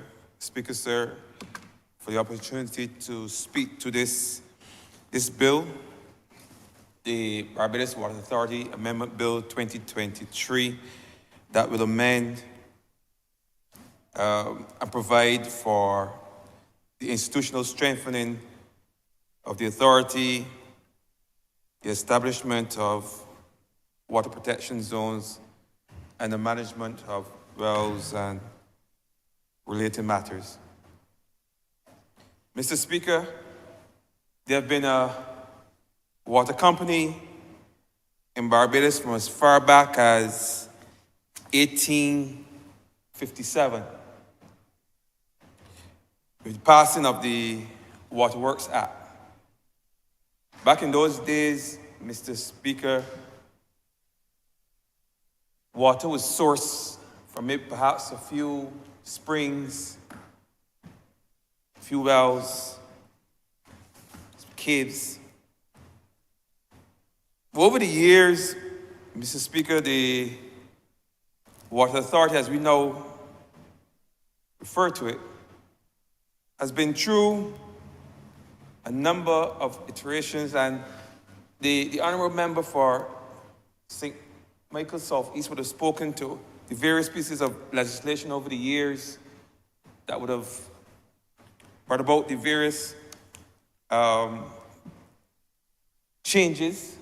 I speak of the 1951 legislation that gave rise to the Groundwater Protection Act. Then we would have had some assistance, some technical assistance back in 1961. A study that was completed by Telstra that was completed in 1963 that give rise to the current water protection zones. But Mrs. Speaker, what we have today is a modern utilities company. And a modern utilities company, Mr. Speaker, is one that requires management that is balanced in terms of their technical expertise, financial acumen, and they must have a certain degree of customer relation, customer service skills. These are all important when dealing with a modern utilities company such as a water utilities company. And there are a number of challenges that any company, any utilities company, especially that deals with water, faces in today's environment. Because we're working in an environment within the context of climate change. You cannot speak about water management in 2023 without speaking of climate change. Because that's the reality in which we are working in. A reality where we've been in a drought situation for the last 30 years. A reality where we're seeing variations in climate, variations in the weather that is having a negative impact on our ability to extract water from underground. These are things that we are facing on a regular basis. And within the organization, these are things that we discuss as to how we are going to approach climate change.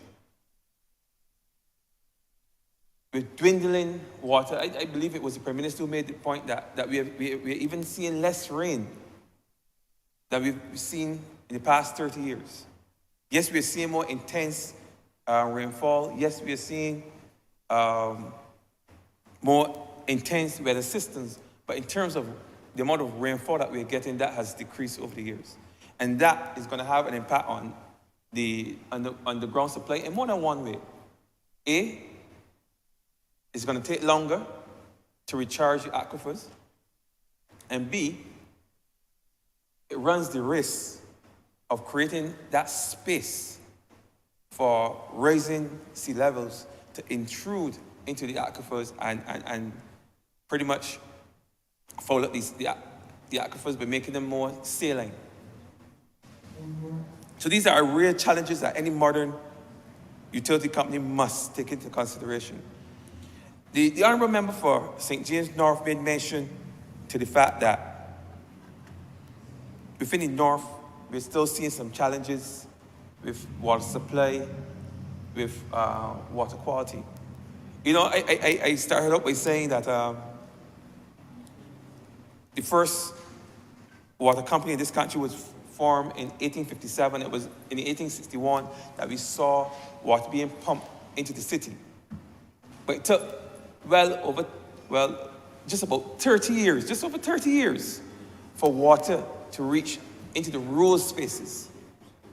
So in essence, today we find ourselves correcting historical wrongs where persons living in rural spaces were always challenged to get a water supply, an efficient water supply. And now we have a similar challenge because some of those 1857 pipes, those 1857 mains are still in the earth in parts of Barbados and certainly in parts of the North. And that's why we have strategically decided that we're going to go in and remove as many of those rusted, encrusted mains as we can. And the member for Christchurch East made the point that in some cases, those mains, which were maybe 8 inches or 12 inches at first, are now so encrusted that they've been reduced down to 3 and 4 inches. And that has also caused a challenge for persons in the north. And the member for St. James North made a point that sometimes when we fix one main, there's always the possibility that you have another burst a little further down the road, or a few weeks is a burst again. But the reality is that some of these pipes are so old that any variation in the pressure within the pipe could cause the pipe to rupture. Even when we upgrade our systems and we bring in new pumps, more powerful pumps, and we've changed new pipes up the road, and which causes more water, the flow of the water to increase. That in itself has a negative impact on some of the older pipes within the system, because that variation in pressure causes disruption. Sometimes, as I said before, these pipes are barely held together, by the soil in which they are in. That forms an important part of those pipes staying put. And if there's any changes in that soil on the outside, those mains are likely to rupture. So I just made that point because it was raised by both the member for Christchurch East and the member for St. James North. And just let the member for St. Lucie know that we're still on the job, we're still working to ensure that persons living in the north of the country, in those rural parts of the country that have long endured hardship as it relates to water supply, that we are working towards finding a solution, a long-lasting solution for those problems. Another important challenge, or another challenge of the modern utility of the BWA, is that we have to manage demand. There's a tremendous amount of demand today for water. We've talked about building 10,000 homes. We've talked about building new hotels. We see a lot of development right along the west coast and the south coast, also further inland. And the reality is that all of these developments will require water. They're going to tax the current capacity of the Barbados Water Authority. So we have now to find ways of producing water to satisfy the demand of those new customers. Because anyone moving into a new house is going to need a water supply, and the house from which they once lived, that will continue to have a water supply. So we just add to the demand of water. Also, it's important to note that utility companies, water companies, use a tremendous amount of power. Sometimes we don't think about it. As a matter of fact, I was perhaps a big boy when I realized there was some correlation between power outages and water going off. In fact, when you live in an area where the actual pump house is not connected to your grid, if the electricity goes off, then your water remains. But when you live in a space where your pump station is right there in your community or connected to your grid, whenever the electricity goes off, your water follows very shortly after. And that's something that a lot of us never realized until we were grown. I mean, as the member for St. Michael's South Central said, water was magically came through the pipes. Nobody knew where it came from. All you know that when you turn the pipe, water will come on, and you will have water at your disposal.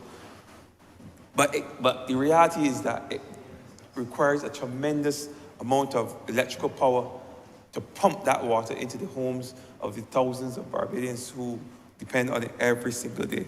And as a responsible utilities company, we have to find creative ways of sourcing power, mainly through renewable energy, so as not to to further impact the ozone layer or to lessen our carbon footprint.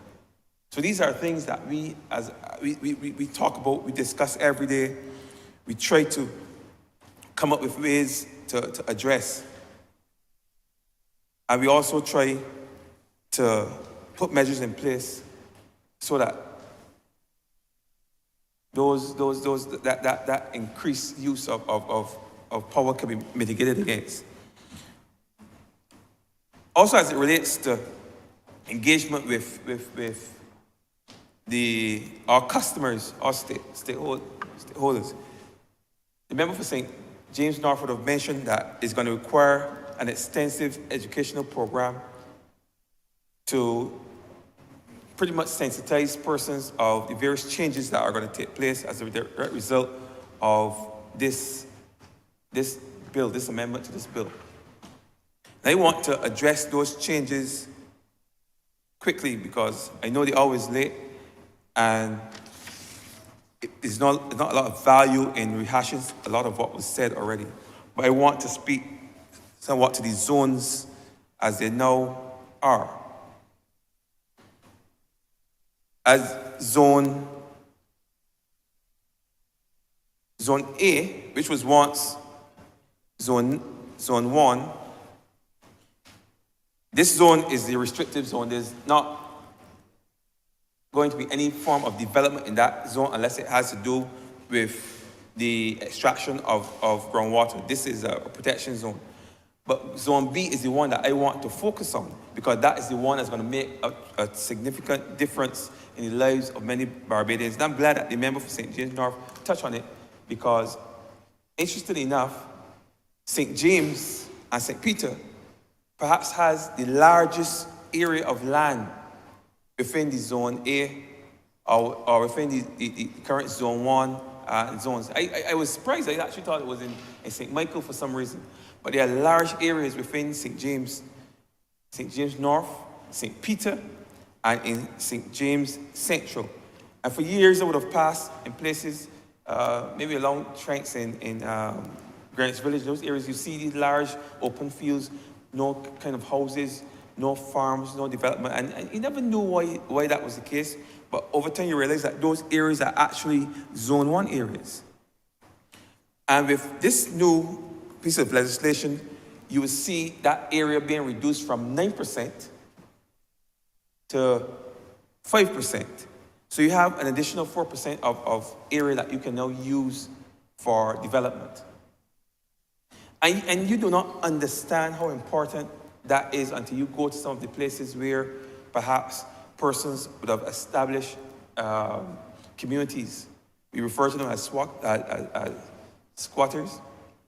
Persons who would have used vernacular architecture, as we call it, where they used whatever material they had available to build homes. Some would have built shanties, some built really nice homes. But the reality is that because they were in those Zone 1 areas at the time, those persons could not benefit from proper road infrastructure. They could not benefit from simple amenities like water. In fact, I did not know that in those areas, persons could not get water. I remember working as a young supervisor in NTW and visiting a house. To my mind, it was a brand new house. And the lady would go every day to a standpipe and bring back water. And I was wondering why, this was in the Bell. She was living in the Bell at the time, was working in the Bell. And I was wondering why a person that has such a nice house would not have access to running water, because that was strange for us. And I only got to understand later that water, installation of water was restricted in those zones, in those areas. The land was theirs.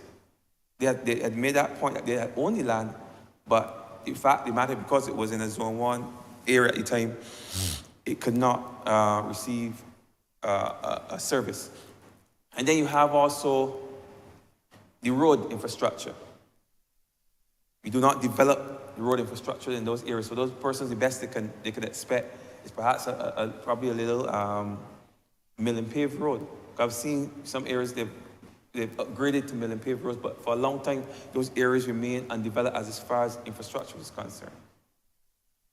And then There's also the conversation around the development of your land. When you have a piece of land and you want to pass on that land to your children, you can't subdivide the land.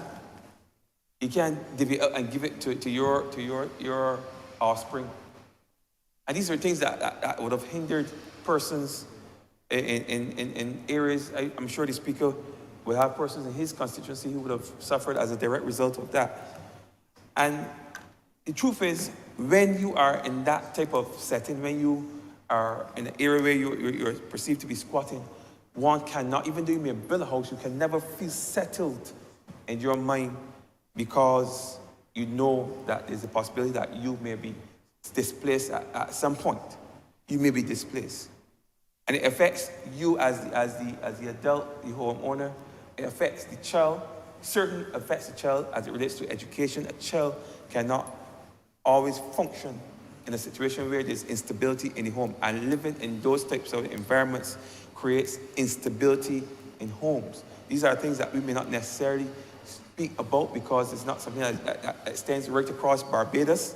But for those persons living in those small areas where they are perceived to be squatting or where they do not have rights to build and to live, those persons endure those kinds of hardships every single day. And there's also the other issues that relates to health and crowding. Persons, the land is there. Persons find the most convenient areas sometimes to build. They don't always take consideration. There's no planning involved. There are no amenities in the area. Persons build wherever they find space, and then that space may be just next to your house. You can't make noise. You can't tell them, don't put the house there because you're there, you're also there illegally, so to speak. So there's that challenge for persons with crowding and persons making them uncomfortable. No amenities for children to enjoy, no hardcore, nothing like that. Just things for children to do, no parks for those persons to do in the community during the day. And many times they find time to do idleness, to find idle things to do. So there's always that social component to it that only those who know it can feel it, and those who feel it can know it. And they would tell you that in these areas, maybe it's not so bad in Barbados as it might be in other places, but you find that ghetto type mentality that comes from these areas because of the fact that there's not a lot of programs, facilities, amenities, or such like within these spaces to occupy young persons and keep them attached and keep them engaged. So I'm glad in that sense, because at the end of the day, this piece of legislation, though it looks at a number of things, including the strengthening of the Barbados Water Authority and the formation of the committee to look at wells, to put a more equitable and fair process in terms of dealing with wells, the most important thing to my mind is how it impacts the lives of the ordinary man in the street. The ordinary man who for the first time can now go about and properly plan and build his home, who can have access to running water, who can have access to proper roads and proper infrastructure. This is where this is really rubber hits the road as far as I'm concerned with this bill, because this is where it matters to people. It's not going to matter to a lot of persons that we have 78 extraction wells, or that we have wells on plantations that we would now be able to better manage and better monitor. That means very little to the average Barbadian. It's not going to matter to Barbadians that we now have a CEO, or we will now have a CEO to manage the affairs of the Barbados Water Authority, and that we will have a chief operations officer and a chief technical officer. Those things would not matter. Those are administrative things, and it wouldn't matter to the person. All that matters is that you have running water in your pipes. And all that would matter is that you now have a pipe now that runs from the road into your house. And you can live like any other person in Barbados, as opposed to having to get it from your house, walk across the street to a communal standpipe, catch a bottle of water or a bucket of water and walk back to your home, or to run a long 100-foot hose from the standpipe to your home, and you have to be there with somebody else fretting that you're taking too long to fill up your tank or whatever, and have to deal with these things on a weekly or a monthly basis. These are things that people are concerned about. And that is why this bill is important, because it touches the average man, and not the rich man. It touches the poor man. It improves the life of the poor man, the poor among us. That's what this bill does. And that's what I believe should go there as a major change that this amendment brings. That those things, those indignities that people in the Bell and Billy Ali and such like, and all up in Odessa McLean Drive, in those places, that those persons going forward, many of them, because some of those areas will now become part of Zone B. And persons, especially those persons in St. James and St. Peter, that those persons can now live a dignified life. They can now feel as though they can own part of the rock and develop and do all the things that we all take for granted for the first time in their lives. Because this particular piece, these restrictions, they were in place from 1963. So whole generations would have grown up and passed on and never knew what it felt like to be able to build and to develop their land. So Mr. Speaker, I'm not going to detain the House for any protracted period of time, no more than to perhaps look at maybe some of the issues that were raised by my colleagues, just to address them quickly and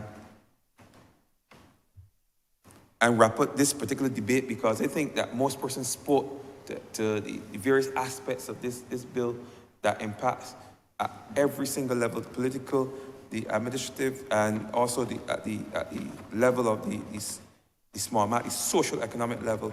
I think that was covered admirably by many of my colleagues already today. The member for Christchurch East,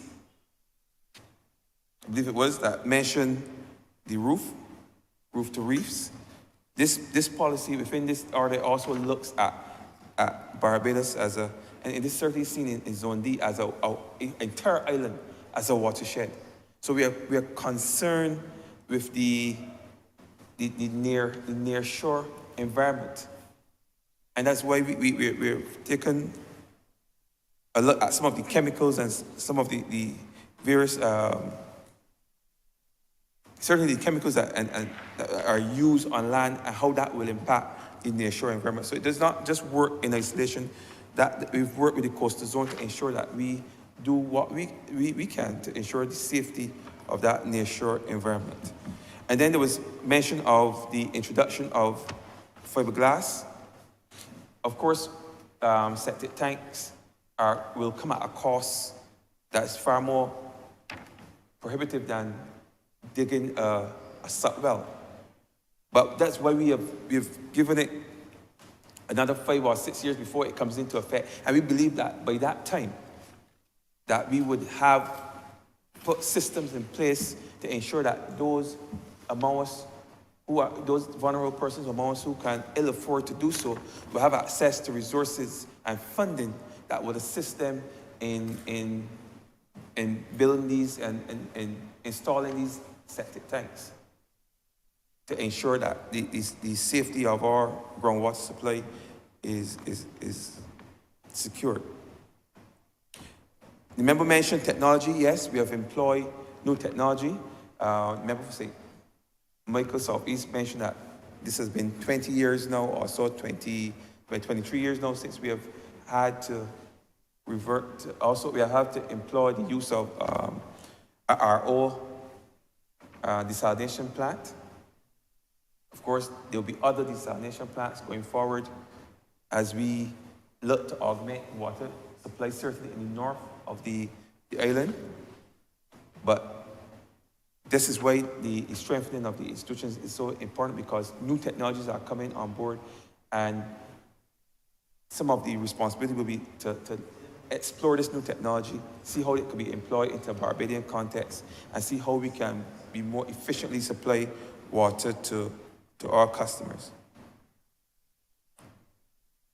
Yes, we still struggle at the 40%, between 37 to 40% in terms of non-revenue water. It still is something that plagues not only Barbados, but perhaps all developing countries across the world. In fact, the standard, the average for developing countries in terms of non-revenue water is just about the same 40%. It's a little lower for developed countries, around, well, a lot lower in terms of half of that, around 20%. But I've seen presentations about Australia, and they too have something around the area of 40%, I believe, in terms of non-revenue water. But we are putting measures in place. Not only are we fixing the mains in the north, as I said earlier, but we also will be deploying district meters within communities so we can better monitor the water, the water that flows into those communities, and we can far more quickly pick up where the leaks are, because what would happen is that we would have a better sense of water that is pumped into the area and water that is being used, and we can use that information to determine if the water is being certainly used by the customers of that water is wasting away.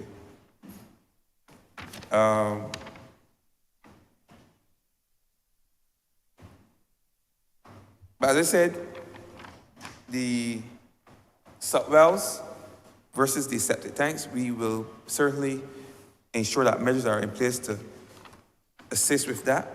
We don't want that to be anything to burden house owners any longer. Those persons who are already within the Zone D would continue to exist with what systems they have in place, but we just try not to have more persons add to the because basically what happens, as the member for Christchurch, he said, all that water, when you find a suck, that water finds its way down into the aquifers. That sewage water that comes from your home finds its way into the aquifers. And a hydrologist once said to me, you may take a spoon of salt and put it in a cup of water, and you drink it, you will taste the salt. If you take that same spoon of water and you put it in a 5-gallon bucket, you may not taste it, but it's still there. And most people will understand that. So that's why we are trying to, as much as possible, to eventually eradicate the use of A, pit toilets, and B, septic tanks. And I think that pretty much, for now, will cover basically some of the questions and that were raised by my colleagues. I also want to, at this time, commend the efforts of the Barbados Water Authority. We look at at management, but I also want to commend those who work in the field. I've had the opportunity last year to work alongside them in the Bell when there was that change out of the pump. That took about 3 or 4 days, and I saw people, the level of commitment and camaraderie that I saw on that occasion, I've never seen anywhere else that I've worked before, where men work from morning to night to the next morning just to ensure that 30 or so %, which is around 90,000 of our customers, were ensured water supply. And things like that, I don't believe that they get enough credit for it. The hard work, we complain when we see the leaks, we complain when they don't respond right away, as if they don't have a schedule of things to do for a particular period. But the fact of the matter is that these people work very, very, very hard to ensure that you have water 24/7. We don't even use the term 24/7 to refer to our water, but if you go into other jurisdictions, I assure you that there's water supply and there's 24/7 water supply. Where 24/7 is perhaps reserved for a very small percentage of the population. Most persons would just get water once or twice a week. Or sometimes they get water in the morning, but not in the evening. Or what happens, they ration water. And this is something that not only happens during the dry season or during drought, but happens year round. And these are in countries where there are lakes and rivers and far more rainfall than Barbados. But yet, they have not been able to develop this system in such a way that they can give their customers 24/7 water supply. Nor are they developed enough that they have almost universal access to water like we have in Barbados. These are things that we take for granted.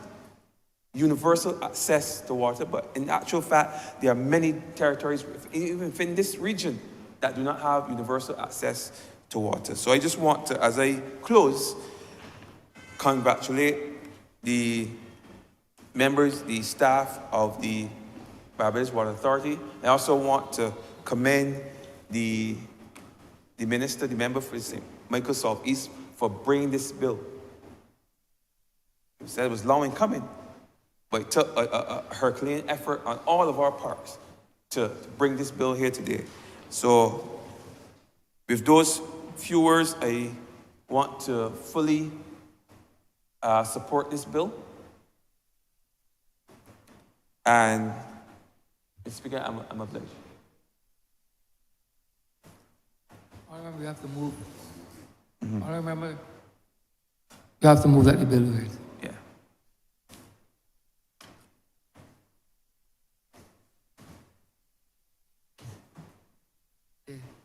Mr. Speaker, I beg that this bill be read.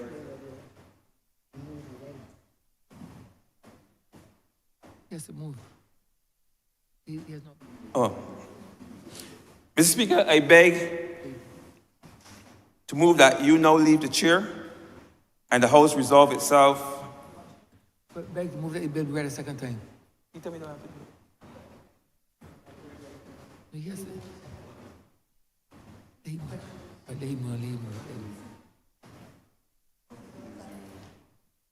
Second time. Mr. Speaker, I beg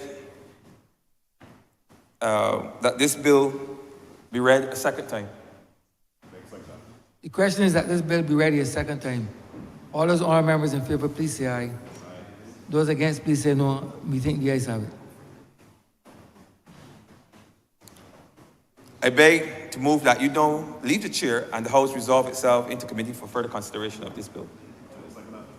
The question is that the Speaker do not leave the chair and the House resolve itself into committee for further consideration of this bill. All those honourable members in favour, please say aye. Those against, please say no. We think the ayes have it.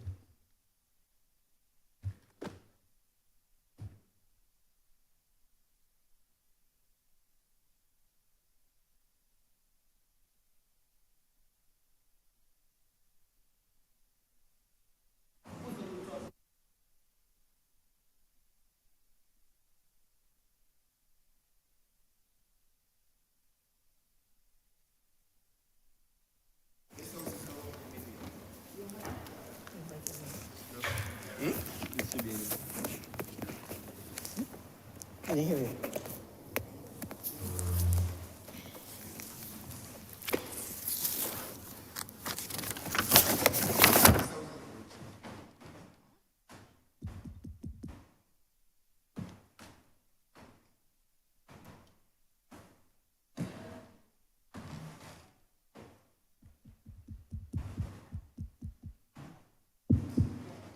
This House is now in committee.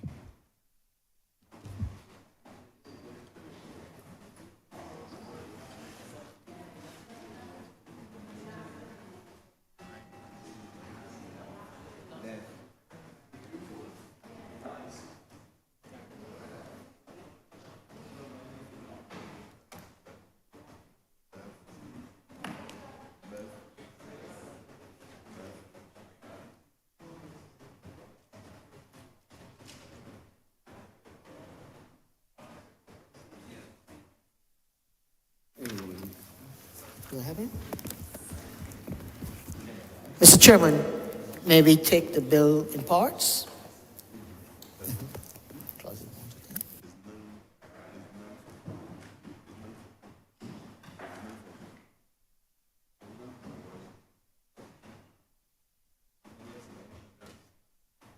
1 to 10. Mr. Chair, I beg to move that clauses 1 to 10 stand apart. The question is that clauses 1 to 10 stand apart. All honorable members in favor, please say aye. Honorable members against, please say no. Methinks the ayes have it. Clauses 11 to 20. Mr. Chair, I beg to move that clauses 11 to 20 stand apart. The question is that clauses 11 to 20 stand apart. All honorable members in favor, say aye. Honorable members against, say no. Methinks the ayes have it.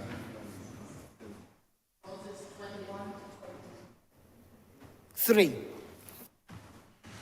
Mr. Chair, I beg to move that clauses 21 to 23 stand apart.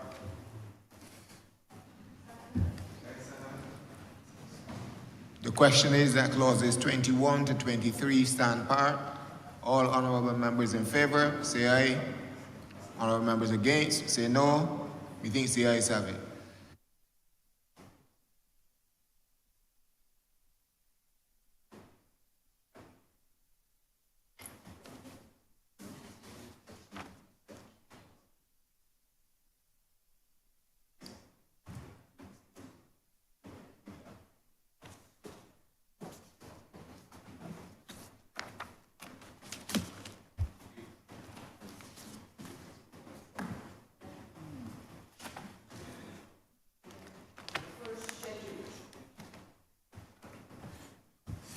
Mr. Chair, I beg to move that the first schedule be the first schedule to the bill. The question is that the first schedule be the schedule of the bill. All honorable members in favor, say aye.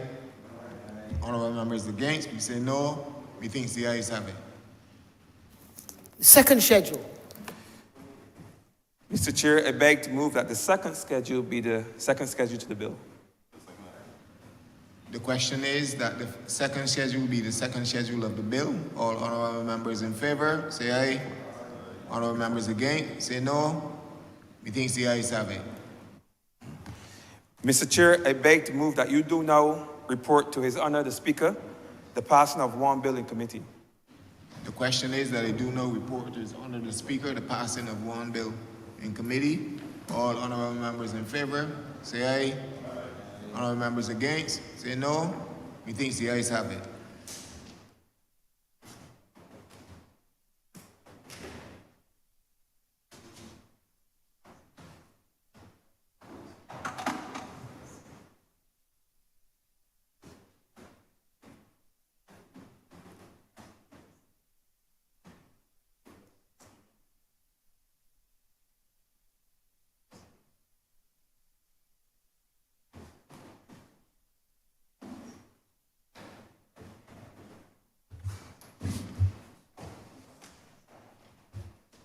Chairman of committees has reported on the passing of one bill in committee. Honourable Member for St. Andrew. Mr. Speaker, I beg to move that this bill be read a third time. The question is that the aforementioned bill be read a third time. All those honourable members in favour, please say aye. Those against, please say no. Methinks the ayes have it. Mr. Speaker, I beg to move that this bill be now passed and cited as the Barbados Water Authority Amendment Act 2023. The question is that this bill be passed and so cited. All those honourable members in favour, please say aye. Those against, please say no. Methinks the ayes have it. This bill is passed and so cited. Honourable Member for St. Joseph. Mr. Speaker, we've come to the end of the day's business. I therefore beg to move that this House do now adjourn until Tuesday, 17th of October, 10 a.m. in the morning. Second. The question is that this honourable chamber be adjourned until Tuesday, the 17th day of October, 2023 at 10 a.m. in the forenoon. All those honourable members in favour, please say aye. Those against, please say no. Methinks the ayes have it. This honourable chamber stands adjourned until Tuesday, the 17th day of October, 2023 at 10 a.m. in the forenoon.